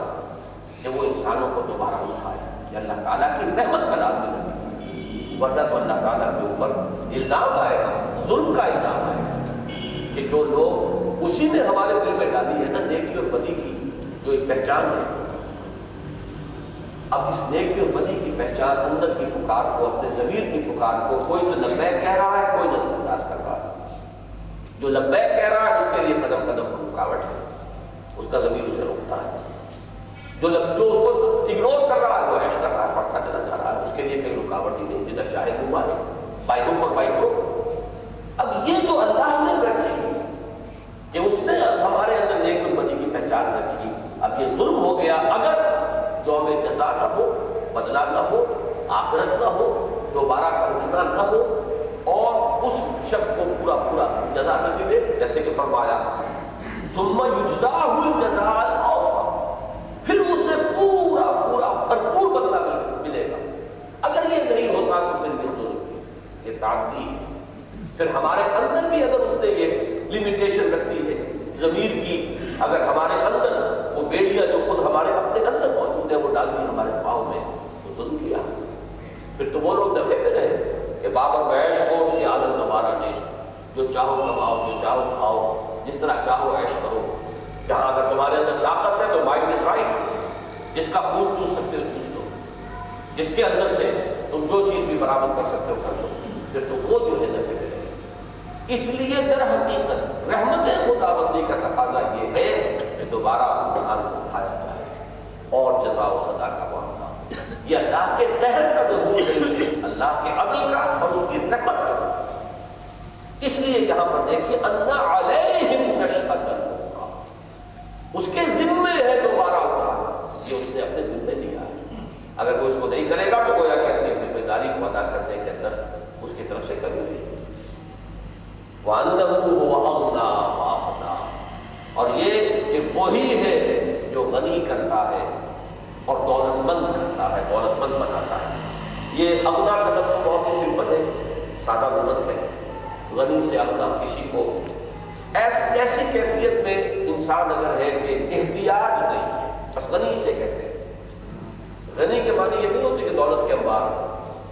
غنی وہ شخص ہے جو محتاج ہے, اس لیے کہ احتیاج ہوگی تو کہیں نہ کہیں دستے سوال دراز کرنا پڑے گا,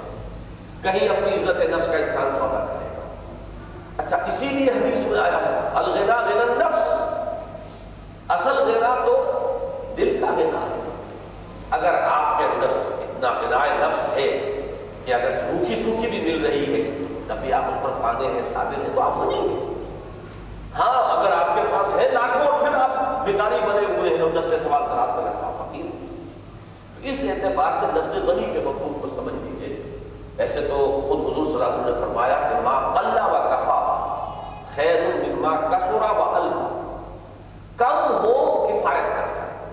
ضرورت پوری ہو جائے. کسی ضرورت کے لیے کسی کے سامنے دستے سوال دراز کرنا نہ پڑے, کہیں اپنی عزت نفس کا ٹھیلا نہ کرانا پڑے, بس یہ کافی ہے اور یہی بہتر ہے. یہ بہتر ہے اس سے جو زیادہ ہو اور غافل کر دے. اگر کثرت سے ہے تو آپ پر غفلت والی ہو جائے. کثرت سے کھانے کو ہے, بہت آپ کے پاس سرمایہ ہے, بہت بینک بیلنس ہے, اب اللہ خواہ کاہے کو یاد آئے. اگر وہ چیز ہو کہ آج کی روٹی, اسی لیے عیسائیوں کی جو پریئر ہے لارڈس پریئر, اس میں الفاظ ہے ہمیں ہماری آج کی روٹی ہمیں عطا کرنا, آج کی ضرورت ہماری اللہ کو نہیں فرما, کل آئے گا. Tomorrow will take care of itself. کل پھر اللہ سے مانگے کہ ہمیں آج کی روٹی دے. خام خواہ کھٹے بھرنے کی کوئی ضرورت نہیں ہے اور خام خواہ اپنے پاس ذخیرے کرنے کی ضرورت نہیں. تو غنا کا لفظ جیسا کہ میں نے عرض کیا یہ تو سمپل ہے, لیکن اقنا کا لفظ جو ہے یہ بڑا مشکل ہے لغت کے اعتبار سے. اب اتنا وقت تو میرے پاس نہیں تھا کہ مزید چھان بین کرتا, جتنا بھی میں دیکھ سکا. تو اقنا کا مفہوم زیادہ تر تو لوگوں نے لیا ہے, قنیہ کہتے ہیں ذخیرہ شدہ دولت. اغنا میں تو ضرورت کر چکا ہوں میں کہ جو ضرورت پوری ہو, احتیاج نہیں ہے. لیکن اب اگر دولت کا انتقال ہونا شروع ہوا, دولت جمع ہونی شروع, سرمایہ بن گیا, جائیداد بن گئی, یہ ہے در حقیقت قنیہ. اور قنیہ سے اغنا ہے وہی ہے کہ جو غنی بھی کرتا ہے اور دولت مند بھی بناتا ہے, سرمایہ دار بھی بناتا ہے. یہ تو ہے اکثر کے نزدیک. لیکن مولانا شبیر احمد عثمانی رحمۃ اللہ علیہ نے ایک بات لکھی ہے, میں مزید تحقیق نہیں کر سکا کہ آخر اس کی دلیل کیا ہے. وہ یہ ہے کہ اس کے معنی بعض حضرات نے افقرا بھی لیا ہے, اور یہ اغنا کی ضد ہے. اس میں ایک مناسبت تو قائم ہوتی ہے کہ پہلی بھی آیات میں ضدین جمع کیے گئے. اضحکا وابکا وہی ہے جو ہنساتا ہے اور رلاتا ہے, وہی ہے جو مارتا ہے اور کھلاتا ہے. انہ ہوا امات اور واقعہ, اسی طریقے سے مذکر اور مؤنث کو پیدا کرتا ہے. تو یہ جو متضاد جمع کیے گئے ضدین کا اجتماع ہے، اس کے حوالے سے وہ بات تو مجھے اچھی لگتی ہے، لیکن یہ کہ اس کے لیے دلیل کیا ہے، کیا اس کا مادہ ہے، کیا اس کے استعمالات ہیں. لیکن شبیر احمد عثمانی صاحب لکھنے والے ہیں، لہٰذا میں اسے بالکل رد بھی نہیں کر سکتا. تو میں نے آپ کو بتا دیا ہے کہ یہ مفہوم بھی لیا گیا ہے کہ اس کے معنی کیا، انہو ہوا اغنا و افقر. افقرہ کے لیے لفظ آیا اغنا، وہی ہے کہ جو غنی کرتا ہے، وہی ہے کہ جو محتاج بنا دیتا ہے. گویا کہ وہی جو میں سورہ آل عمران کی آیات آپ کو سنا چکا ہوں کہ قل اللہم مالک الملک تؤتی الملک من تشاء وتنزع الملک ممن تشاء وتعز من تشاء وتذل من تشاء بیدک الخیر انک علی کل شیء قدیر. یہ اس کے قریب آ جائے گا. لیکن یہ ہے کہ اس کی کیا دلیل ہے، اس کے لیے لغت میں کیا استشہادات ہیں، اس کی میں تحقیق مزید نہیں کر سکتا، صرف میں نے بتا دیا. انہو ہوا اغنا و اقنا، وہی ہے جو غنی بناتا ہے، انسان کی احتیاجات کو رفع کر دیتا ہے، اور وہی ہے جو یا فقیر بنا دیتا ہے، انسان کو محتاج کر دیتا ہے، یا اسے سرمایہ دار بنا دیتا ہے. دونوں یہ بالکل مخالف مفہوم اس کے لیے گئے. وَأَنَّهُ هُوَ رَبُّ الشِّعْرَىٰ، اور وہی ہے رب مالک شعراء کا. شعراء یہ ایک خاص ستارہ ہے. اب میں چونکہ زیادہ اس سے ایسٹرونومی سے واقف نہیں ہوں اور عام تفاسیر سے بھی پورے طور پہ واضح نہیں ہو سکا ہے کہ کون سے ستارے کو شعراء کہا جاتا ہے. مختلف الفاظ ہیں کہ جو مختلف لوگوں نے بیان کیے ہیں، لیکن یہ کہ کوئی ایک ستارہ تھا ان کے ہاں کہ جس کو وہ خاص طور پر سمجھتے تھے کہ اس کے اندر لوگوں کے لیے بہت ہی جو برکات ہیں، اور بہت اسی لیے وہ اس کو پوجتے تھے، اس کی بھی پرستش کرتے تھے. فرمایا اس کے اندر کچھ نہیں ہے. اب یہاں دیکھیے مفہوم ایک مناسبت قائم ہو رہی ہے. سورت شروع ہوئی تھی وَالنَّجْمِ إِذَا هَوَىٰ، اب یہاں پھر وہ انہو هُوَ رَبُّ الشِّعْرَىٰ. وہاں بھی بعض لوگوں نے وَالنَّجْمِ سے مراد شعراء ہی کیا ہے کہ تم جسے سمجھتے ہو کہ یہ تمہاری تقدیر بنانے والا ہے، تمہیں کچھ دینے والا ہے، تمہارے لیے برکتوں والا ہے، کچھ نہیں ہے. وہ تو ڈوب جاتا ہے، غروب ہو جاتا ہے. اس کے اندر کہاں ہے؟ میں نے اقبال کا شعر بھی آپ کو سنایا تھا اسی اعتبار سے کہ ستارہ کیا میری تقدیر کی خبر دے گا، وہ خود فراخی افلاک میں ہے خار و زبور. اسی طریقے سے جہاں ستارہ شناسی کی نفیس شعر میں ہوگی، وہ ستاروں میں کون سی طاقت رکھی ہے؟ ان میں نہ کوئی نبوست ہے، نہ ان کے اندر کوئی برکات ہے. وہ تو جو بھی کچھ ہے اللہ کی طرف سے. ان القدر خیرہ و شرہ من اللہ تعالی، تقدیر کا خیر اور شر جو بھی ہے وہ تو اللہ تعالیٰ ہی کی طرف سے ہے، اللہ ہی کا فیصلہ ہے. کسی کو دیتا ہے تو وہ دیتا ہے، کسی سے چھینتا ہے تو وہ چھینتا ہے. عزت دیتا ہے تو وہ دیتا ہے، اور کسی کو رسوا کر دیتا ہے تو وہ کرتا ہے. کسی کو حکومت بخشتا ہے تو وہ بخشتا ہے، اور کسی کو اگر زوال سے دو چار فرماتا ہے تو وہ فرماتا ہے. ساری قدرت اس کی فعال حقیقی اور مؤثر حقیقی تو وہی. وَأَنَّهُ هُوَ رَبُّ الشِّعْرَىٰ، رب کے لفظ میں بھی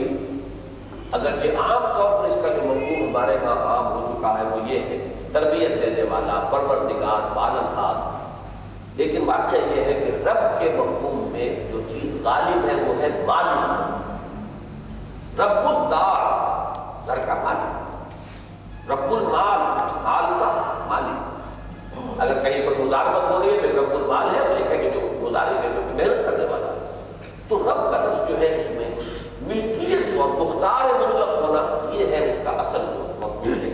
اب ظاہر بات ہے کہ جو ہستی کسی شے کی مالک ہوگی وہ اس کی ترقی میں بھی کوشاں ہوگی. یہ تو ہر ایک فطرت کا تقاضا ہے. تو اللہ تعالیٰ اس کائنات کا رب ہے، وہ اس کے اندر بہتری کے لیے بھی اللہ تعالیٰ تدبیر فرماتا ہے. ہر چیز کو اس کی جو تدریجی ترقی ہے اس کے مراحل سے گزارتا ہے. اس معنی میں پروردگار یا پالنہار یا کسی شے کو تدریجاً اس کے مقام مرتبہ کمال تک پہنچانا، یہ گویا کہ اس کا نتیجہ ہے. اصل مفہوم اس کا یہ ہے، اصل مفہوم ہے ملکی. رب الدار، رب المال. تو انہو ہوا رب الشعراء، شعراء کا مالک وہی ہے. یہ تمام فرشتے جو ہیں، یہ جو میں نے مصرع آپ کے سامنے پڑھا کہ وہ خود فراخی افلاک میں ہے خار و زبور، تو وہ خود قدرت خداوندی کے سامنے خار و زبور ہے، ہیچ ہے، اس کی کوئی حیثیت ہے.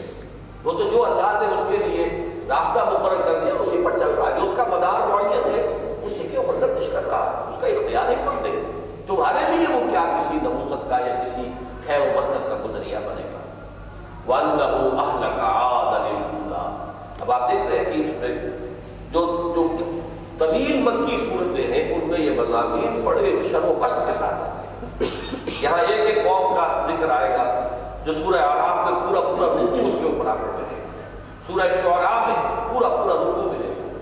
سورہ یونس میں، سورہ ہود میں، مختلف جگہوں پر۔ لیکن یہ جو چھوٹی صورتیں ہیں جیسے کہ یہاں پڑھ رہے سورہ قمر میں بھی آئے، سورۃ الفجر میں ہے آخری پارے میں،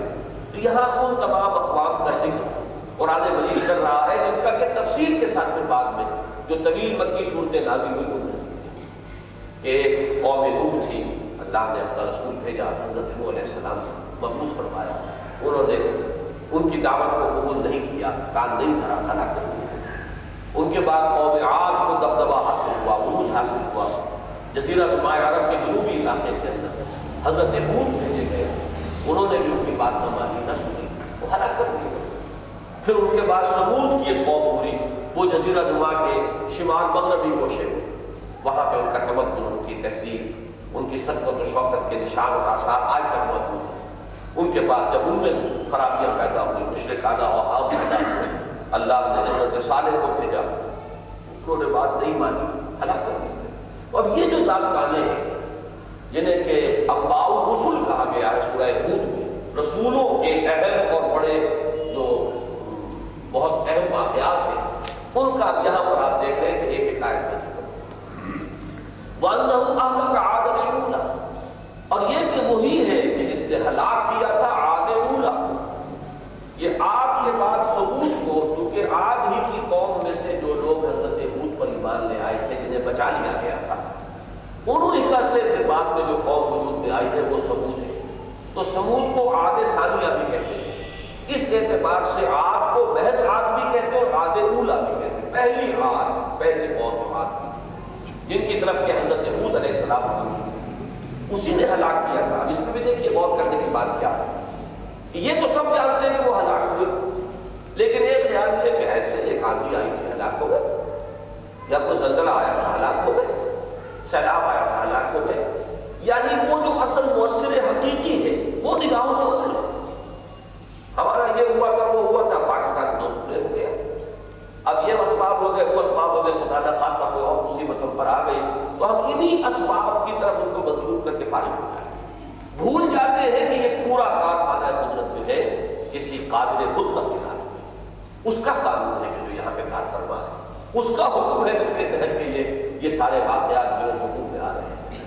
اس نے جو اصول بنائے ہیں وَلَن تَجِدَ لِسُنَّتِ اللَّهِ تَحْوِيلًا وَلَن تَجِدَ لِسُنَّتِ اللَّهِ تَبْدِيلًا، یہ در حقیقت اس کی اس سنت ثابتہ کا ضرور ہے کہ جو ہو رہا ہے۔ یہ جو میں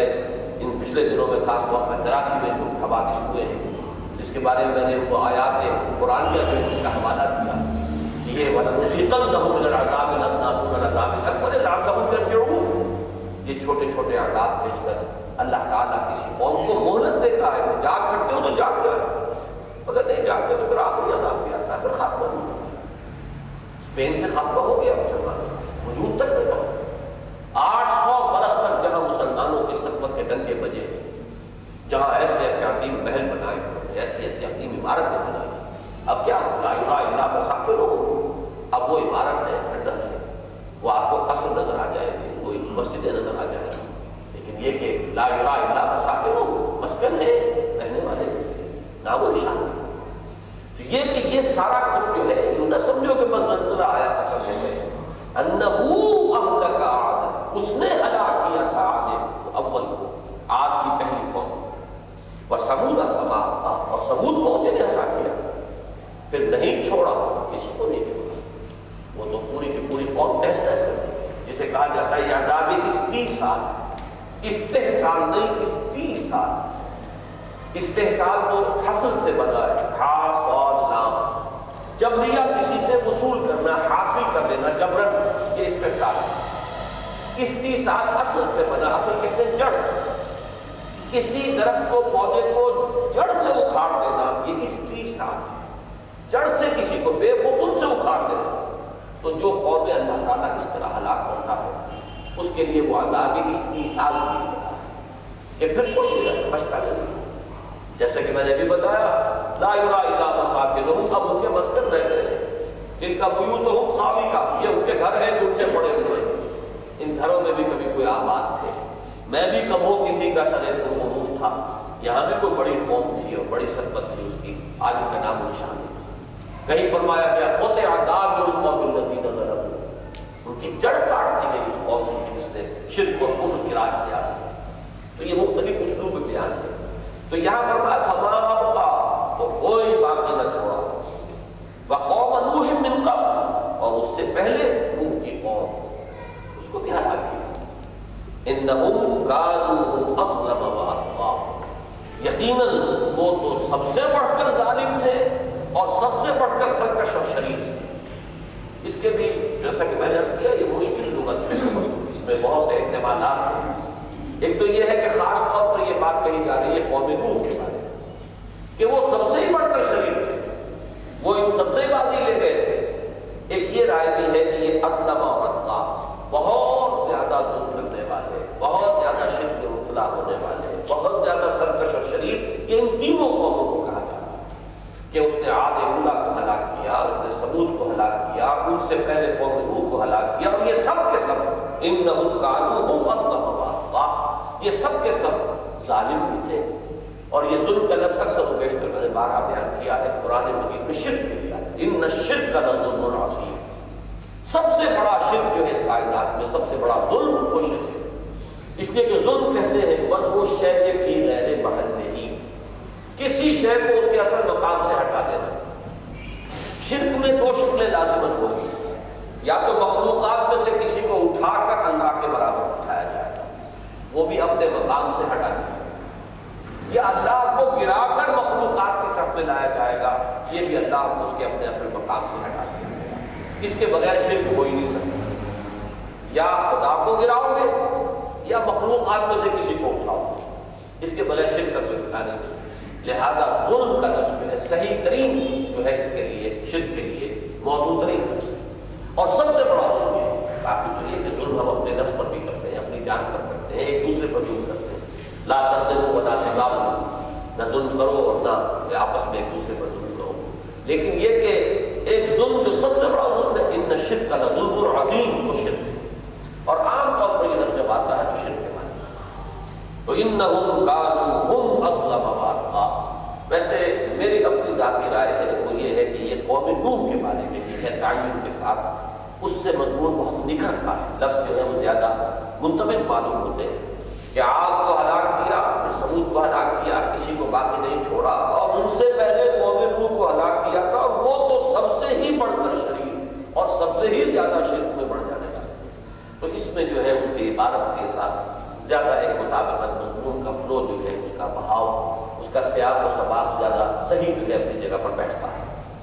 وَالْمُؤْتَفِكَةَ أَهْوَىٰ، اور وہ تفرقہ کہتے ہیں کہ جو الٹی ہوئی بستیاں، تلپٹ کر دی جانے والی بستیاں، یہ اللہ تعالیٰ کی طرف سے قوموں پر جو عذاب آئے ہیں مختلف شکلوں میں آئے ہیں، جیسے کہ حضرت نوح علیہ السلام کی قوم کو غرق کر دیا، آل فرعون کو، لشکر کو، فرعون کو وہ بھی غرق کیا گیا،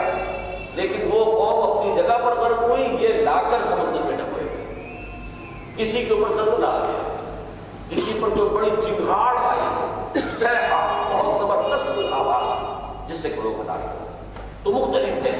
یہ مؤتفقہ کا لفظ آتا ہے یہ قوم لوط کے لیے، بلکہ اصل میں ان کے لیے لفظ قوم لوط بھی مجازاً درست ہے، حقیقت درست نہیں ہے۔ حضرت لوط اس قوم میں سے نہیں تھے،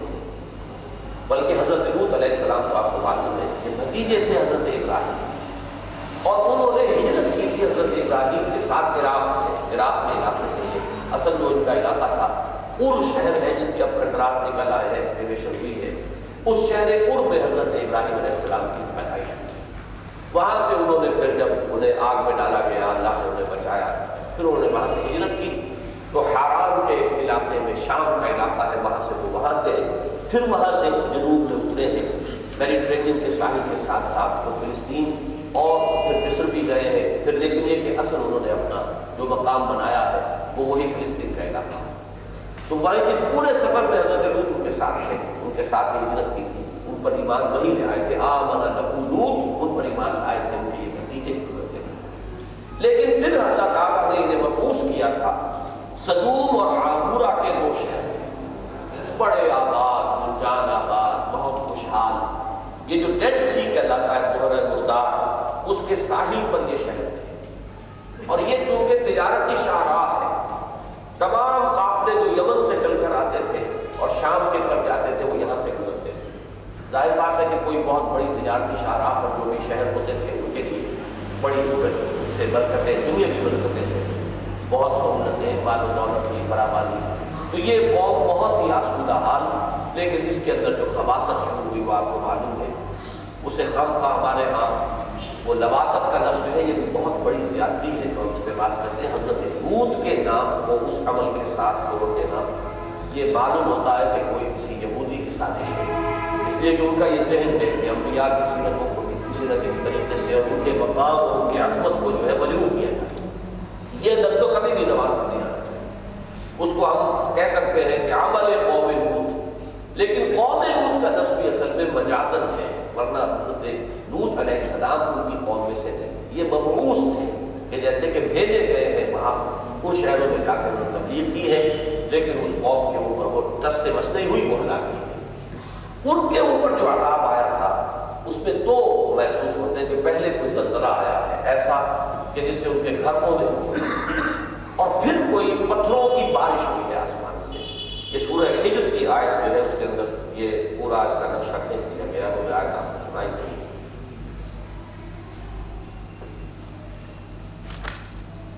آپ اس اب آپ سناتے تھے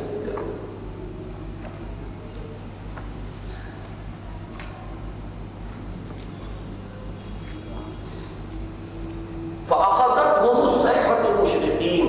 فَجَعَلْنَا عَالِيَهَا سَافِلَهَا وَأَمْطَرْنَا عَلَيْهِمْ حِجَارَةً مِّن سِجِّيلٍ۔ ایک تو یہ کہ سب سے پہلے تو صبح کے وقت تھی، جیسے ہی صبح یعنی ہوئی ہے، اشراق جسے کہتے ہیں، تو ایک بڑی زبردست چنگھاڑ آئی ہے، ایک آواز، اور اس آواز کے اندر بڑی قوت ہوتی ہے، اس لیے کہ قیامت میں جب آئے گی تو آواز اس سے آئے گی، سور میں پھونکا جائے گا، اور وہی ہے وہ آواز کہ جس کی وجہ سے ایک عمومی موت طاری ہو جائے گی۔ تو صیحہ فجعلنا عالیہا سافلہ، اس سے کچھ زلزلہ ایسا آیا اس آواز ہی سے، اس لیے کہ یہ آج تک تو بات چلتی آتی ہے کہ یہ بھی تو ساؤنڈ ویوز ہے، ان ویوز کے اندر اتنی قوت ہو سکتی ہے کہ وہ عمارتوں کو کمانا کرتے اور پھوڑ پھوڑ کرتے، تو ان کی وہ بنیاد جو عمارتیں ہیں وہ گری ہیں، تو جعلنا عالیہا سافلہ، ان کی جو بلندیوں کو پستیوں میں تبدیل کر دیا۔ ظاہر بات ہے جب عمارت گرے گی تو چھت نیچے آئے گی، پھر دیواریں اس کے اوپر آئیں گی، اس طریقے سے وہ اوپر والا نیچے اور نیچے والا اوپر۔ جعلنا عالیہا سافلہ وامطرنا علیہم حجارۃ من سجیل، اور پھر کنکروں کی بارش ہوئی ہے کہ اس نے ان کو ملبہ بنا دیا، جیسے کہ قوم بھی آئی کے اوپر ریت اس کی راہ کی بارش ہوئی تھی، اور اس سے وہ پورا کا پورا شہر جو ہے اس کے اندر چھپ گیا، اور ساتھ یہ بھی معلوم ہوتا ہے کہ پھر یہ شہر جو ہے دھس گئے، اور اب وہ اصل میں یہی جو ڈیڈ سی ہے بحر مردار، اور کوئی عجب نہیں کہ اسی وجہ سے اس کا نام بحر مردار رکھا گیا، ڈیڈ سی، اب اس کے اندر یہ اس کے اندر دھس چکے ہوئے ہیں، ان کے کوئی اب کھنڈرات کہیں نہیں ملتے، جیسے کہ قوم ثمود کے کھنڈر موجود ہیں، لیکن یہ کہ قوم لوط کے یہ جو شہر تھے عامورہ اور سدوم کے کوئی کھنڈرات بھی موجود ہیں۔ تو فرمایا فالمؤتفقۃ اہوا، اور ان الٹ ڈالے والی بستیوں کو اس نے تلپٹ کر دیا یا پٹخ دیا۔ اب یہاں بھی دیکھیے اہوا کا لفظ آیا، والنجم اذا ہوا سے ہم چلے تھے، اور میں نے اس وقت بھی عرض کیا تھا کہ ہوا کے ماضی سے مضارع دو بنتے ہیں، ہوا یہوا اور ہوا یہوی۔ یا ہوا یہوی کے معنی ہے کسی نیچے گرنا، مائل ہو جانا، زائل ہو جانا، ڈوب جانا، والنجم اذا ہوا گواہ ہے ستارہ جب کہ ڈوبے اور غروب ہو جائے، اور ہوا یہوا کے معنی ہے خواہش نفس، کوئی نفسانی خواہش جو ہے اس کی پیروی کرنا۔ اب اس ہوا یہوی سے باب افعال ہے یہ اہوا، الٹا کر دیا، نیچے کر دیا، پٹک دیا، جیسے کہ محسوس ہوتا ہے کہ کسی شہر کو اٹھا کر پٹک دیا جائے، ایسے وہ عدوم سدوم اور عامورہ کی بستیاں اللہ والمؤتفقۃ اہوا، اور ان الٹی ہوئی بستیوں کو پٹک ڈالا، وغشاها وغشا، پھر اسے ڈھانپ لیا جس چیز نے ڈھانپ لیا۔ یا پھر دیکھیے میں نے عرض کیا تھا کہ الفاظ کی مشابہت اور مناسبت، وہ سدرۃ المنتہا کے ذکر میں آیا تھا، اذ یغشی السدرۃ ما یغشی ما زاغ البصر وما طغی، وہی اسلوب یہاں پر آیا، فغشاها ما غشی، پھر اس بستی کو، ان بستیوں کو ڈھانپ لیا جس چیز نے ڈھانپ لیا، تم کیا جانو جس چیز نے ڈھانپ لیا، وہ آسمان سے جو بارش ہوئی کنکروں کی، یا کوئی راکھ جو تیز ہوا کے ساتھ کوئی چیزیں آئی ہیں، اس کے اندر بھی اب اس کی تفصیل نہیں بیان کی۔ سورہ ہجر کی آیت میں آ چکا ہے کہ ہم نے حجارۃ من سجیل ان کے اوپر بھیجے، ان کی بارش برسائی، لیکن یہاں اس صورت کی جو اس کا اسلوب ہے اس کے اعتبار سے، جیسے اذ یغشی السدرۃ ما یغشی فغشاها ما غشی، پھر ان بستیوں کو ڈھانپ لیا جس چیز نے ڈھانپ لیا۔ فبأي آلاء ربك تتمارى، یہ بات اور نوٹ کر لیں کہ قرآن مجید میں جب ان واقعات کا تذکرہ ہوتا ہے تو مخاطب وہ لوگ ہیں کہ جو ان سے واقف تھے، اس لیے تفصیل میں جانے کی ضرورت نہیں، اس لیے کہ یہ ساری عرب کی پرانی تاریخ ہے، اسی لیے قرآن مجید میں اور دور دراز کے چین کے، روم کے حالات بیان نہیں کیے گئے، اس لیے کہ جو اولین مخاطب تھے انہیں پہلے تو تاریخ پڑھانی پڑتی، پہلے جغرافیہ پڑھانا پڑتا، پھر قوم چین کا یا کسی اور کا، کسی ملک کے حالات جو ہیں، یہ نہیں ہے کہ کہیں اور نبی نہیں آئے، یہ نہیں ہے کہ کہیں اور عذاب نہیں آئے، ان سب کا ذکر نہیں کیا، بلکہ صرف ان چیزوں کا ذکر ہے، ان اقوام کا، ان بستیوں کا کہ جو عرب کے قرب و جوار میں گرد و نواح میں تھیں اور اس کے ان کے علم میں تھی۔ فبأي آلاء ربك تتمارى، تو تم اپنے رب کی کون کون سی نعمتوں کو اور کون کون سی نشانیوں کو، کون کون سی قدرتوں کو جھٹلاؤ گے۔ یہ آلاء کا لفظ جو ہے کہ بہت کثرت کے ساتھ، تکرار کے ساتھ آئے گا سورہ رحمان میں، اس پر تفصیلی بحث وہاں کر لیں گے، لیکن یہاں میں جو اس کے عام مفہوم لیا جاتا ہے اسی کے حوالے سے یہ بیان کر دوں کہ یہ بھی نعمت ہے، قوموں کا ہلاک کرنا بھی نعمت ہے، جیسے میں نے عرض کیا کہ بعض سے بعد الموت رحمت ہے، یہ نہیں ہے کہ یہ اللہ کے قہر کا اثر ہے، بلکہ اللہ کی رحمت ہے کہ وہ اپنے نیک وکار بندوں کو صلہ دے، اپنے وفاداروں کو کی حوصلہ افزائی فرمائے، انہیں خلافوں سے نوازے، ان پر انعام و اکرام کی بارش کرے، رحمت ہے خدا بندی کے مسئلے بعد سے بعد الموت۔ اسی طرح جیسے کسی گھر کی صفائی کرنا اس گھر کے حق میں رحمت ہے، ایسے ہی جیسے کسی مریض کا اگر ہاتھ گل گیا ہے تو اس ہاتھ کو کاٹ دینا اس مریض کے حق میں رحمت ہے اور نعمت ہے، ورنہ اس کا پورا جسم جو ہے مسموم ہو جائے گا اور وہ پوری زندگی سے ہاتھ میں بیٹھے گا۔ اسی طرح جو قومیں اس طرح گل سڑ چکی جن میں خیر کا وجود نہ رہے، جن کا یوں کہیے کہ جسے ہم کہتے ہیں کہ فلاں قوم کا جو بیج مارا گیا اس کا خمیر خراب ہو گیا، جیسے کہ حضرت نوح علیہ السلام نے فرمایا کہ رب لا تذر على الارض من الكافرين ديارا انك ان تذرهم يضلوا عبادك ولا يلدوا الا فاجرا كفارا، پروردگار زمین پر کافروں کے کسی ایک گھر کو بسنا نہ چھوڑ، اس لیے کہ اگر تو انہیں چھوڑ دے گا تو ان کی آئندہ نسل میں سے بھی فاسق اور کافر ہی اٹھیں گے، ان کی نسل بگڑ چکی ہے، ان کی تینت بگڑ چکی ہے، ان کی سرشت بگڑ چکی ہے، ان کی فطرت پست ہو چکی ہے، تو یہ معاملہ زمین کی بیج کو ایسی قوموں سے نجات دے لینا، جیسے کہ آپ کہیں پر دیکھتے ہوں گے کہ کوڑا کرکٹ جمع کیا اور گیس لائٹ دکھائی تو وہ جل رہا ہے، یہ در حقیقت یہ صفائی ہے۔ وَلَوْلَا دَفْعُ اللَّهِ النَّاسَ بَعْضَهُم بِبَعْضٍ لَهُدِّمَتْ صَوَامِعُ وَبِيَعٌ وَصَلَوَاتٌ وَمَسَاجِدُ يُذْكَرُ فِيهَا اسْمُ اللَّهِ كَثِيرًا۔ اللہ تعالیٰ کی رحمت کا نمون ہے، یہ بھی اللہ تعالیٰ کی نعمت ہے کہ وہ اس دھرتی کو اس طرح کے گلے سڑے بوجھ سے نجات دیتا رہتا ہے۔ فَبِأَيِّ آلَاءِ رَبِّكَ تَتَمَارَىٰ، اس چیز کے بارے میں جھگڑا کرو گے۔ ھذا نذیر من النذر الاولیٰ، ھذا کا مشار الیہ جو ہے آج پھر کوئی ہو رہا ہے کہ اب ہمیں جلدی جلدی یہ ختم کرنا ہے اس لیے کہ وقت ہمارا ختم ہو رہا ہے۔ ھذا دونوں مراد دیے گئے، یہ قرآن بھی اور محمد رسول اللہ، اور میرے نزدیک اس میں کوئی فرق واقع نہیں ہوتا، اس لیے کہ سورہ بینہ نے اس مضمون کو واضح کر دیا ہے کہ بینہ دو چیزوں پر مشتمل ہے، رسول من اللہ یتلو صحفا مطہرۃ فیہا کتب قیمہ، تو بینہ اصل میں رسول اور وہ صحیفہ کہ جو اللہ نے ان کو عطا کیا ہو، دونوں مل کر بینہ بنتے ہیں۔ تو ھذا نذیر من النذر الاولیٰ، یہ بھی یہ محمد صلی اللہ علیہ وسلم یہ قرآن بھی جو تمہیں سنایا جا رہا ہے یہ بھی پچھلے خبردار کرنے والوں کے مانند ایک خبردار کرنے والے، اس پوری تاریخ کے ساتھ اس کا جوڑ توڑا ہے۔ کہ جیسے ہود آئے، جیسے صالح آئے، جیسے لوط آئے، جیسے حضرت موسیٰ کو بھیجا گیا، جیسے نوح آئے تھے، ایسے ہی محمد رسول اللہ آئے ہیں۔ ھذا نذیر من الرسل الاولیٰ آزفۃ العازفہ، وہ قریب آنے والی قریب آ چکی ہے۔ اس میں دونوں مفہوم ہوں گے، قیامت بھی تمہارے سروں پر منڈلا دے گی اور عذاب خداوندی بھی، اگر تم اسی روش کو اختیار کرو گے جو عاد اور ثمود اور سدوم اور عامورہ کے بسنے والوں نے کیا تھا، تو وہ انجام تمہارا قریب آ لگا ہے۔ آزفۃ العازفہ لیس لہا من دون اللہ کاشفہ، اور جب وہ آ جائے گی تو پھر اللہ کے سوا کوئی اسے کھولنے والا، دور کرنے والا، اسے رفع کرنے والا، اس سے تمہیں نجات دلانے والا نہ ہوگا۔ افمن ھذا الحدیث تعجبون، تو کیا تم اس بات پر تعجب کر رہے ہو؟ وتضحکون ولا تبکون، اور تم ہنستے ہو اور روتے نہیں ہو۔ وانتم سامدون، اور تم غفلت میں مدہوش پڑے ہوئے ہو۔ فاسجدوا للہ واعبدوا، تو سجدہ کرو اللہ کو اور اس کی بندگی اور پرستش کرو۔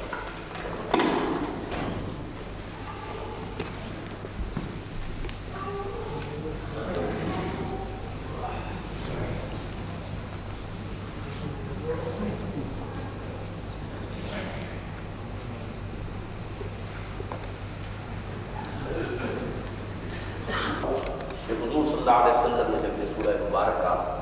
ایک مجمع عام میں پڑھ کر سنائی ہے، جو اس کی کیفیات ہوئی،